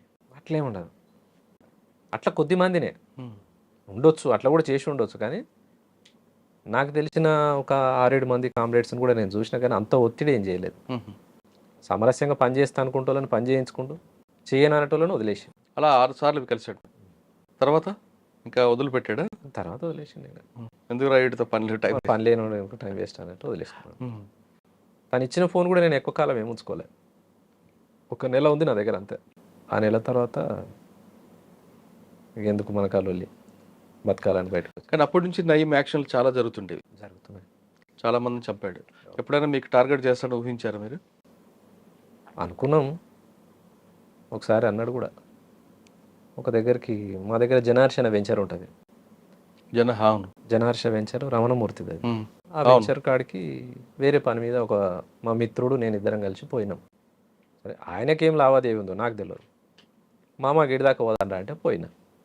ఇక తనే మాట్లాడుకుని నేను బయట కూర్చున్నా, వచ్చేసిన. తెల్లారి ఫోన్ వచ్చింది, డబ్బులు వసూలు చేస్తున్నావు అంటాడు. ఎక్కడన్నా అని. ఫలానా జనార్ష కంపెనీ దగ్గరకు పోయినావుగా అన్నాడు. పోయినా అన్నాడు. మరి ఏం మాట్లాడినవాడు అంటాడు. నాకు తెలియదు, నేనేం మాట్లాడలే. మా మామ రమ్మంటే పోయినా, మా మామ మాట్లాడుకున్నాడు. ఏం మాట్లాడుకుండో ఆయనకేం లావాదేవీ ఉందో నాకేం తెలుసు. లేదు నువ్వు డబ్బులకే పోయినావు, నువ్వు డబ్బులే వసూలు చేస్తున్నావు. నిరూపించన్నా, నేను నిజంగానే డబ్బులు అడిగినట్టు నువ్వు నిరూపించు, నువ్వు ఏ శిక్ష చేసినా నేను సిద్ధమే, నువ్వు వేడికి రమ్మన్నా వస్తా అని చెప్పాను. నువ్వు అట్లా ఇట్లా ఎక్స్ట్రా అని మాట్లాడండి. సరే అన్న మీ ఇష్టం, నేనైతే బయటకు వచ్చిన, మీకు దొరకని ప్లేస్లో అయితే లేను, నా ఇల్లు తెలుసు, నేను ఏడుండేది తెలుసు, అంతా మీకు తెలుసు, మీ ఇష్టం అన్న. ఇంకా అప్పటి నుంచి బంద్గా, ఇంకా ఫోన్లు లేవు, మనిషి లేవు. కానీ కొంతమంది మీ పేరు చెప్పి వసూలు చేశారని వార్త ఉంది అప్పట్లో. అవును, వాస్తవం. వాస్తవం వసూలు చేసిండ్రు. అంటే మీకు తెలిసి జరిగింది, తెలియకుండా జరిగింది? మాకు తెలుస్తాయి. పార్టీ ఎవరిని కూడా సిద్ధపడదు అట్లా, అంటే మీరు చెయ్యరని ప్రోత్సహించదు. ఒకవేళ అట్లా మాకు తెలిసి తను చేసిండు అని అంటే మేము శిక్షించిన సంఘటనలు చాలా ఉన్నాయి. అంటే పార్టీలు ఉన్నప్పుడు కాదు కదా, బయటకు వచ్చిన తర్వాత గువ్వల మహేష్ పేరు మీద దందాలు జరిగేవి అనేది వార్త. నాకు తెలియదు. రియల్ ఎస్టేట్ మీరు చెప్పారు, జనహర్ష, రమణమూర్తి కానీ ఆపోజిట్ పార్టీ వాళ్ళ దగ్గర కానీ మిమ్మల్ని చూపించి వసూలు చేశారని. ఇక వాళ్ళు చేసుకున్న సంఘటనకు నేను ఎట్లా బాధ్యుని అవుతా? అట్లా జరిగి ఉండొచ్చు, నాకైతే తెలియదు. తెలియక జరిగితే జరగదు. సార్ బయటకు వచ్చారు, ప్రశాంత జీవితం గడుపుతున్నారు, అంటే మీ జీవన విధానంలో కొనసాగుతుంది? ప్రస్తుతానికైతే వ్యాపారం చేసుకుంటూ ఉన్నాం. ఏం వ్యాపారం? ప్లాట్లు బిజినెస్. ఒక నలుగురం కలిసిన ఫ్రెండ్స్ ఒక ప్లాట్ వచ్చింది అనుకో, తలా లక్ష వేసి ప్లాట్ కొనుక్కొని దానికి కొద్దిగా ఆ ప్లాట్ లో ఒకవేళ వివాదం వస్తే మాజీ నక్సలైట్ అని చూపిస్తారు మిమ్మల్ని? ఎక్కడ కూడా చూపించలేదు ఇప్పటి వరకు, ఒక్క కేసు కూడా లేదు నా మీద. గుడ్. అప్పుడు నక్సలైట్లలో ఉన్నప్పుడు 32 కేసులు తప్ప ఇప్పటి వరకు ఒక్క కంప్లైంట్ నా మీద, ఒక్క కేసు కూడా లేదు ఎన్ని సంవత్సరాల కాలం. రైట్. అట్లా జరిగి ఉంటే ఎన్నో కేసులు అయ్యేటి. అవును, అది రాకూడదని కోరుకుందాం. ఎక్కడ కూడా నేను ఇప్పటి వరకు నేను చెప్పాను. నా ఎమ్మటి ఉండే మిత్రులు కూడా చెప్పారు నా పేరు, అంత అవసరం కూడా లేదు. అది ఇంకా మంచిది. ప్లస్ అది బ్యాడ్ టైం ఉందో అక్కడి నుంచి స్టార్ట్ అవుతుంది మనం. అంటే హైదరాబాద్ ఈ ప్రాంతంలో ఉన్నాం కాబట్టి ఇప్పుడు నడుస్తున్న బిజినెస్ అదే. ఇంకోటి వాస్తవానికి ఏంటంటే ఉద్యమంలో పని చేసిన వాళ్ళం ఇంకో దగ్గర పని చేయలేము, ఒకరి కింద ఎట్లా చేయగలుగుతాం అనేది ఒకటి, కొన్ని ఈగోస్ ఉంటాయి. అక్కడ విలువలతో కూడిన జీవితం చూశారు, ఇక్కడికి వచ్చిన తర్వాత కొంతమంది చేతులు దాల్చడం ఇబ్బందిగా అనిపిస్తుంటది కదా? ఇబ్బంది అనిపిస్తుంది, వాస్తవమే. ప్రతిరోజు లేచి నుంచి పండుకున్న దాకా జరుగుతున్నాయి అన్నీ అవే కదా. కాదండి, మీరు ఒక క్రమశిక్షణ, విలువలు, దాంతో ఉన్న ఉద్యమాలు పనిచేస్తారు, ఆ పార్టీ నేర్పేది అది. ఇక్కడికి వచ్చిన తర్వాత ఆ విలువలతో ఉండాలనుకుంటే ఆత్మగౌరవం దెబ్బతింటుంది. ఆత్మగౌరవం ఉంది కదా అని మీరు కాముకుంటే ఆకలి వస్తుంది. ఆకలి చంపుకోవడానికైనా ఆత్మగౌరవం చంపుకుంటారా, ఆత్మగౌరవం కోసం ఆకలి చంపుకుంటారా? అంటే సిద్ధాంతపరంగా అప్పుడున్న రాజకీయాలు ఆ విలువలతో ఇప్పుడు మనం బతకాలని అంటే నిజానికి కొంత ఇబ్బందికరమైందే. మరి ఎట్లా మనం బతకాలని చెప్పి ఇబ్బందులు పడి ఉండలేను. అంటే విలువలను తగ్గించుకొని బతకాల్సిన అంత అవసరం ఏం లేదు. సరే ఇవాళ మనకు రూపాయి దొరుకుతుంది, ఆ రూపాయే చాలు. 10 రూపాయల కోసం అడ్డదారులు దొక్కాల్సిన అవసరం లేదు. కరెక్ట్. దాంట్లోనే సర్దుకుంటాం. అన్న మధ్యమడుగు ఎన్కౌంటర్ సార్ చెప్పండి, ఎలా చేశారు, ఎలా జరిగింది, ఆ రోజు ఏం జరిగింది? మధ్యమడుగు ఎన్కౌంటర్ అంటే మేము స్టేట్ కమిటీ ఏదో మీటింగ్, జిల్లా కమిటీ మీటింగ్ జరిగింది నల్లమల ప్రాంతంలోనే జరిగింది. అంటే మధ్యమడుగు అవతల ప్రాంతం. అక్కడి నుంచి నల్గొండ టీం విడిపోయి నల్గొండ టీము నల్గొండ జిల్లా కంటే కృష్ణపట్టి ఏరియాకి వచ్చేటప్పుడు ఇప్పలపల్లి టు మధ్యమడుగు మధ్యలో రోడ్, ఒకటే రోడ్, అది రావడం పోవడం. వస్తున్నాం, దాటేటప్పుడు నైటు దాటలేమని చెప్పేసి మాతో పాటు 2 కామ్రేడ్స్ జ్వరం వచ్చి పడుకున్నారు. వాళ్ళు జ్వరం ఉన్నది బాగా, మలేరియా, అందరికి ఇబ్బంది, నల్లమల మలేరియా వస్తుంది కామన్గా. నడవలేని పరిస్థితిలో ఈ నైట్ ఇక్కడ ఉందాంలే, ఈ నైట్ ఇక్కడ ఉండి పొద్దున రోడ్డు దాటుదాం అనుకున్నాం. తెల్లారింది 5:30, 6 ప్రాంతంలో రోడ్డు దాటుతుంది. దాటేటప్పుడు ట్రాక్టర్ తిరుగుతుంది రోడ్ ఎమ్మటి, ఒకటే సౌండ్ వస్తుంది. ఈ దగ్గర పట్ల అసలు పొలాలే లేవు, కానీ ట్రాక్టర్ సౌండ్ వస్తుంది. ఏదో సౌండ్ వస్తుంది, ట్రాక్టర్ తిరుగుతూ ఉంది, పొలం దున్నుతుందని ఒక కామ్రేడ్. ఏదైనా ఉండొచ్చులే మరి దున్నకాలు, రైతులు, కట్టెలు, ఎరువు సప్లై ఉంటాయి కదా, అదేమనుకున్నాం. కానీ మా దగ్గరనే అటు ఇటు తిరుగుతూ ఉంది అది. ఇదేదో తేడా కొడుతుంది, కొంత గమనించండి అని చెప్పేసి పైలట్ టీంను పంపించినాం. ఎంతమంది ఉన్నారు ఇప్పుడు టీంలో? 15 మంది ఉన్నాం. స్టేట్ కమిటీ ఉందా? మేమే రాచకొండ, కృష్ణపట్నం, నల్గొండ జిల్లాకు సంబంధించిన టీం ఓకే. వస్తున్నాం. పైలట్ టీంను ముందు పంపినాం. ముందు పంపితే చూసిండ్రు వాళ్ళు. చూసి ఏం లేదన్నా, ట్రాక్టర్ ఏదో పని మీద పోతున్నట్టుంది అని అన్నారు. సరే ఎందుకైనా మంచిది గమనించుకుంటా దాటండి అని చెప్పేసి రోడ్ దగ్గరకు వచ్చాం. రోడ్ దగ్గరకు వచ్చి అందరం ప్యారలల్గా ఉన్నాం రోడ్కి. స్ట్రైట్ ఇట్లా కాకుండా ప్యారలల్గా కూర్చున్నాం. ఎవరు పొజిషన్లో వాళ్ళు కూర్చోండి, ఎందుకైనా మంచిది, వెపన్ లోడ్ పెట్టుకొని కూర్చోండి అని చెప్పి అని పైలట్ టీంని రోడ్ దాటించినాం. పైలట్ టీం రోడ్ దాటింది. దగ్గర నుంచి అటు నుంచి 2 మనుషులు నడిచి వస్తారు. ఆ టీం దాటిన వెంటనే వాళ్ళు లైన్ క్లియర్ అన్నప్పుడు మేము దాటాలి. వాళ్ళు చెప్పే కంటే ముందే 2 మనుషులు ఇట్లా నడిచి వస్తారు. నాతో పాటు ఉన్నాయన, అన్న ఎవరు వస్తుర్రే అన్న, గమనించు వాళ్ళకి షూస్ ఉన్నాయా, చెప్పులు ఉన్నాయా చూడు అన్న. చెప్పులే ఉన్నట్టున్నాయన, ఏదో సైండిల్ చెప్పుల్లాగా కనిపిస్తుంది అని అన్న. సరే ఒక్క నిమిషం వాళ్ళు దాటినాక మనం దాటుదాం అనుకున్నాం. తీరా వాళ్ళ దగ్గరికి వచ్చేటప్పుడు చూస్తే ఏంటంటే ఏకే వేసుకున్నాడు, ఇట్లా వెనకకి పెట్టిండు. బెల్ట్ అనేది కనిపిస్తుంది, వెపన్ బెల్ట్. అన్న వీళ్ళు పోలీసు వాళ్ళేనే అన్నాడు. వాళ్ళు కామన్గా వెళ్ళిపోతేనేమో ఏమనొద్దు, మనల్ని కూడా అవతలకి దాటి కవర్ తీసుకున్నారు, చెట్ల సాటుకే ఉన్నారు కదా అనుకున్నాం. వాళ్ళు దగ్గర దాకా వచ్చి ఫైరింగ్ ఓపెన్ చేశారు. ఫైరింగ్ మాదికు కాకుండా దాటిన టీం మీద ఫైర్ అవుతాం. మేము కూడా ఒక్క సెకండ్ ఆడికెళ్ళి ఒక 15 అడుగుల దూరం వెనకకు పోయి పొజిషన్ తీసుకొని మేము ఫైరింగ్ ఓపెన్ చేసినాం. మాదికు ఒక టీం ఫైర్ కొడుతుంది, ముందున్న టీం మీద ఒక టీం ఫైర్ కొడుతుంది. ఇక మేము వెనకకి రిట్రీట్ అయ్యాం. ముందు టీము ఏమైందో తెలియదు, ఇక వాళ్ళు అటే పోయినరు, మేము వెనకకు వచ్చాము. అదే దాడిలో 3 కామ్రేడ్స్ అమరులయ్యారు. పైలట్ టీం 5 మందితో ఉంటే 2 బయటికి వెళ్ళిండ్రు, 3 అమరులయ్యారు.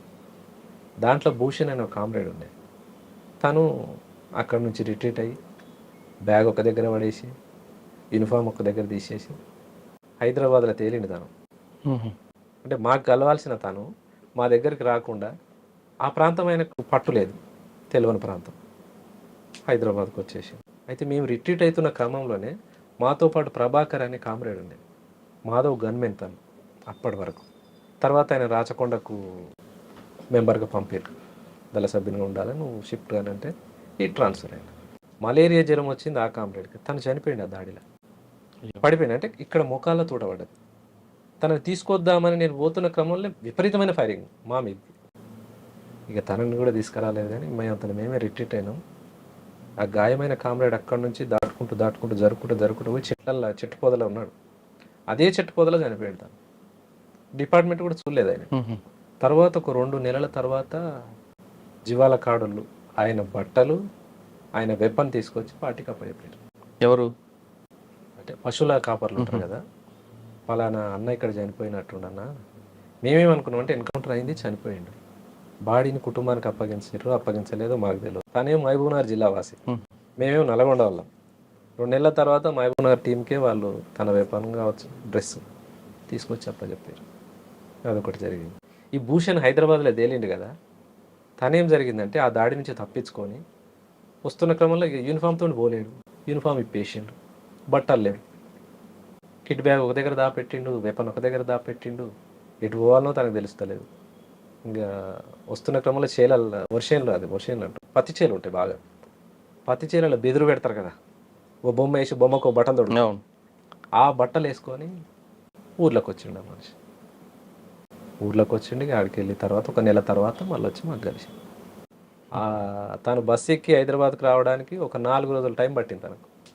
ఆ 4 రోజులు తనని దొంగ వెంటబడడం, ఇంకా రకరకాల ఇబ్బందులు పడి మొత్తం మీద వచ్చి. ఏం పేరు? భూషణ్. ఉన్నారు ఎప్పుడైనా? లేడు, చనిపోయింది. తర్వాత ఊళ్ళోకి వచ్చాక చనిపోయింది. దాసిరెడ్డి కూడా తను సాంబశివుడు వాళ్ళ ఊరే. ఓకే.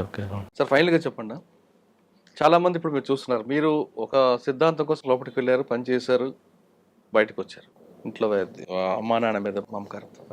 ఇప్పుడున్న యువత ఒక సిద్ధాంతం లేకుండా, ఒక విలువలతో కూడిన జీవితం లేకుండా అడ్డదారిలో వెళ్తూ విలాసాలకి బానిసవుతున్నారు. అటువంటి వాళ్ళని చూసినప్పుడు ఏమనిపిస్తుంటుంది, వాళ్ళకి ఇచ్చే మెసేజ్ ఏంటి? అంటే ఇదంతా కూడా ఏంటంటే రాజ్యము కావచ్చు, పాలక వర్గాలు కావచ్చు, పెట్టుబడిదారు వ్యవస్థ, సామ్రాజ్యవాద మూలంగా ఇంటర్నెట్, జూదము, మీరు అంటున్న ఇవన్నీ వాస్తవాలే. యువత చెడు మార్గం వైపు పోతున్నది. కానీ దీని సన్మార్గంలో నడపాల్సినటువంటి మెసేజ్ అనేది రాకపోవడం మూలంగా జరుగుతుంది. అంటే ఆ మెసేజ్ ఎవరు ఇవ్వాలి? రాజ్యమే ఇవ్వాలంటారా? లేదు కన్న తల్లిదండ్రులు ఇవ్వాలా? గురువు ఇవ్వాలా? సమాజం కన్నా ఇవ్వాలా? తల్లిదండ్రులు ఇవ్వాలి, గురువులు ఇవ్వాలి, సమాజం కూడా ఇవ్వాలి. ముఖ్యంగా ప్రభుత్వాలదే బాధ్యత. మాదక ద్రవ్యాలు కావచ్చు, డ్రగ్స్ కావచ్చు, మందు కావచ్చు, ఇది విచ్చలవిడిగా ఇవాళ గ్రామాలల్లో విలయ తాండవం ఉన్నది. గ్రామాలల్లో, మారుమూల గ్రామాలల్లో 7th 6th చదివే పిల్లలు కూడా గంజాయికి అలవాటు అవుతారు. అవును. దీనికి ఎవరు అడ్డుకట్టేయాలి? ప్రభుత్వాలే ముందు జాగ్రత్త చర్యలు తీసుకొని దాన్ని అడ్డుకట్టేసినప్పుడే సాధ్యమవుతుంది. నువ్వు నేను మన ఇద్దరం అనుకుంటే జరిగేది కాదు కదా. ఎందుకు ప్రభుత్వం ఎందుకు తీసుకోవాలి? తల్లిదండ్రుల బాధ్యత లేదా? తల్లిదండ్రులు కూడా బాధ్యతే. ప్రభుత్వానికి ఎంత బాధ్యత అయితే ఉంటుందో తల్లిదండ్రులదే బాధ్యత. కానీ తల్లిదండ్రులు ఎంతవరకు తీసుకోగలుగుతారు? పొద్దుననంగా పోరాడు బయటకు పోయిండు అనుకో, వాడు రోజంతా దినచర్య ఏముందో కదా, అసలు ఎక్కడి నుంచి వస్తుంది, ఇది ఏం జరుగుతుంది అనేది. అంటే సమాజానికి బాధ్యత ఉంది, తల్లిదండ్రికి బాధ్యత ఉంది, అంతకన్నా ఎక్కువ స్థాయిలో ప్రభుత్వాల బాధ్యత ఉంది. అంటే అదొకటే కాకుండా ఉమ్మడి కుటుంబ వ్యవస్థ రద్దయిపోవడం, నాశనం అవ్వడం కూడా దీనికి ప్రధానంగా కానుకోవచ్చా? వాస్తవం. వాస్తవం. ఉమ్మడి కుటుంబ వ్యవస్థ ఉన్నప్పుడు కొంత బాధ్యత ఉన్నది. బాధ్యత గురువు అవుతుంది ఎవరికైనా. అవి లేవు. పక్కింట్లో ఏం జరిగినా ఇవాళ యువతలింటోడు పట్టించుకునే పరిస్థితి లేదు. రైట్. ఆ టైప్ ఆఫ్ కల్చర్కి వచ్చేసారు. గ్రామాలలో కూడా ఆ కల్చర్. సరే సిటీ అంటే ఎవడు పట్టించుకోడు, ఊర్లలో కూడా అదే పరిస్థితి అయింది. గా ఇంట్లో జరిగితే నాకెందుకు, మా ఇంటికైతే కాదు కదా, మా ఇంట్లో జరిగినప్పుడు చూద్దాం తీ, అగో ఇట్లా ఈ టైప్ ఆఫ్. ఇదంతా కూడా సమాజానికి ప్రమాదకరమైన గంటికలే, ఇవి సూచనలే, ప్రమాదమే. దీనికి సొల్యూషన్ ఏం చెప్పొచ్చు? ప్రభుత్వం సరైన చర్యలు తీసుకోవాలి. ఒకటి, యూత్ కానీ యువత కానీ చదువు అనేది ఇంపార్టెంట్, ప్రశ్నించే తత్వం ఇంపార్టెంట్. ఇవి రెండు అలవర్చుకున్నప్పుడు సన్మార్గం పోతుంది. కానీ ఈ చదువు ఈ యువతనే పక్కదారి పట్టించడంలో ప్రధాన పాత్రధారి అవే అప్పర్ హ్యాండ్ అయ్యి వస్తున్నాయి. కానీ దీనికి ఆపోజిట్ వచ్చే మెసేజ్ అనేది విప్లవ పార్టీలు కావచ్చు, లేదా కమ్యూనిస్ట్ పార్టీలు కావచ్చు, సమాజపరంగా శాస్త్రీయంగా ఆలోచించే మేధావి సెక్షన్ కావచ్చు, ఈ లైన్ అనేది తగ్గింది రావడం. సమాజాన్ని చెడగొట్టే లైనే ఎక్కువ వస్తుంది. ఒకప్పుడు పార్టీలోకి ఒక డెడికేట్గా చదువుకున్న వాళ్ళు ఒక కమిట్మెంట్తో వెళ్ళేవారు, వచ్చేవారు. అప్పుడు అది క్రమేపీ తగ్గిపోవడం కారణం అనుకోవచ్చు. అంటే ఒక సెక్టర్ పీపుల్ దూరం అయిపోవడానికి. అంటే ఒక కొద్ది కాలం ఏంటంటే యూనివర్సిటీల నుంచి, పెద్ద పెద్ద విద్యాలయాల నుంచి రిక్రూట్మెంట్స్ ఉన్నప్పుడు మేధావి సెక్షన్ ఉంది. అంటే తర్వాత గ్రామాల నుంచి, తండాల నుంచి, చెంచుపెంటాల నుంచి వచ్చిన రిక్రూట్మెంట్ మంచిది కాదని కూడా చెప్పలేము. యూనివర్సిటీల కంటే వచ్చిన వాళ్ళ కంటే కూడా కమిట్మెంట్గా పనిచేసిన వాళ్ళు చెంచుపెంటాల నుంచి వచ్చిన వాళ్ళు ఉన్నారు. అంతే కదా. అంతే. గ్రామాల నుంచి వచ్చిన వాళ్ళు కూడా అంతకన్నా ఎక్కువగా పనిచేసారు, అంతకన్నా ఎక్కువ మూమెంట్ తీసుకున్నారు. అయితే నిర్బంధం మూలంగా ఏమైందంటే పార్టీ సెట్ బ్యాక్ కావడం, నగరాలలో సెట్ బ్యాక్ అయ్యి గ్రామాలలో నుంచి రిక్రూట్మెంట్ అనేది వచ్చింది. అట్లా కొంత విద్యావంతులు తగ్గిర్రు పార్టీలు అనేది వాస్తవమే. కానీ గ్రామీణ ప్రాంతాల్లో కుల సంఘాలు ఎక్కువ అవ్వడం వల్ల పార్టీ వైపు ఆదరణ తగ్గిందనేది కూడా వాడుతుంది. కొంతమేర, పూర్తి కదని చెప్పలేము, కొంతమేర ఈ కుల సంఘాలు కూడా కొంత పార్టీని నష్టం చేసినాయి. ఉమ్మడి కుటుంబ వ్యవస్థ పూర్తిగా రద్దవడమే ఇప్పుడున్న యువత చెడు మార్గనే ప్రధాన కారణం అంటున్నారు సుభాష్. ఆయన చెప్తున్నట్లుగా గతంలో భావజాలంతో లోపలికి వెళ్ళి పేద ప్రజల కోసం నిరంతరం కృషి చేసిన ఆయన బయటకు వచ్చిన తర్వాత కొంతమంది మాజీల్లా కాకుండా ఆయన జనజీవన సంస్థలో సామాన్య జీవితం గడుపుతున్నాడు. ఇప్పటికైనా సరే చాలామంది యువకులు విలాసవంత జీవితాలకి అలవాటు పడకుండా ఒక కమిట్మెంట్తో చేస్తే ఒక సమాజం మంచి సమాజం వైపు వెళ్తుంది, లేదా ఇది ప్రమాదానికి ప్రధాన కారణం కావచ్చు అంటూ సుభాష్ చెప్తున్నారు. ఇది ఈ వారం సుభాష్తో ఎక్స్క్లూజివ్ ఇంటర్వ్యూ. వచ్చే వారం మరొక బలి కలుద్దాం. అంతవరకు నమస్తే. థ్యాంక్ యూ అన్న. Thank you very much.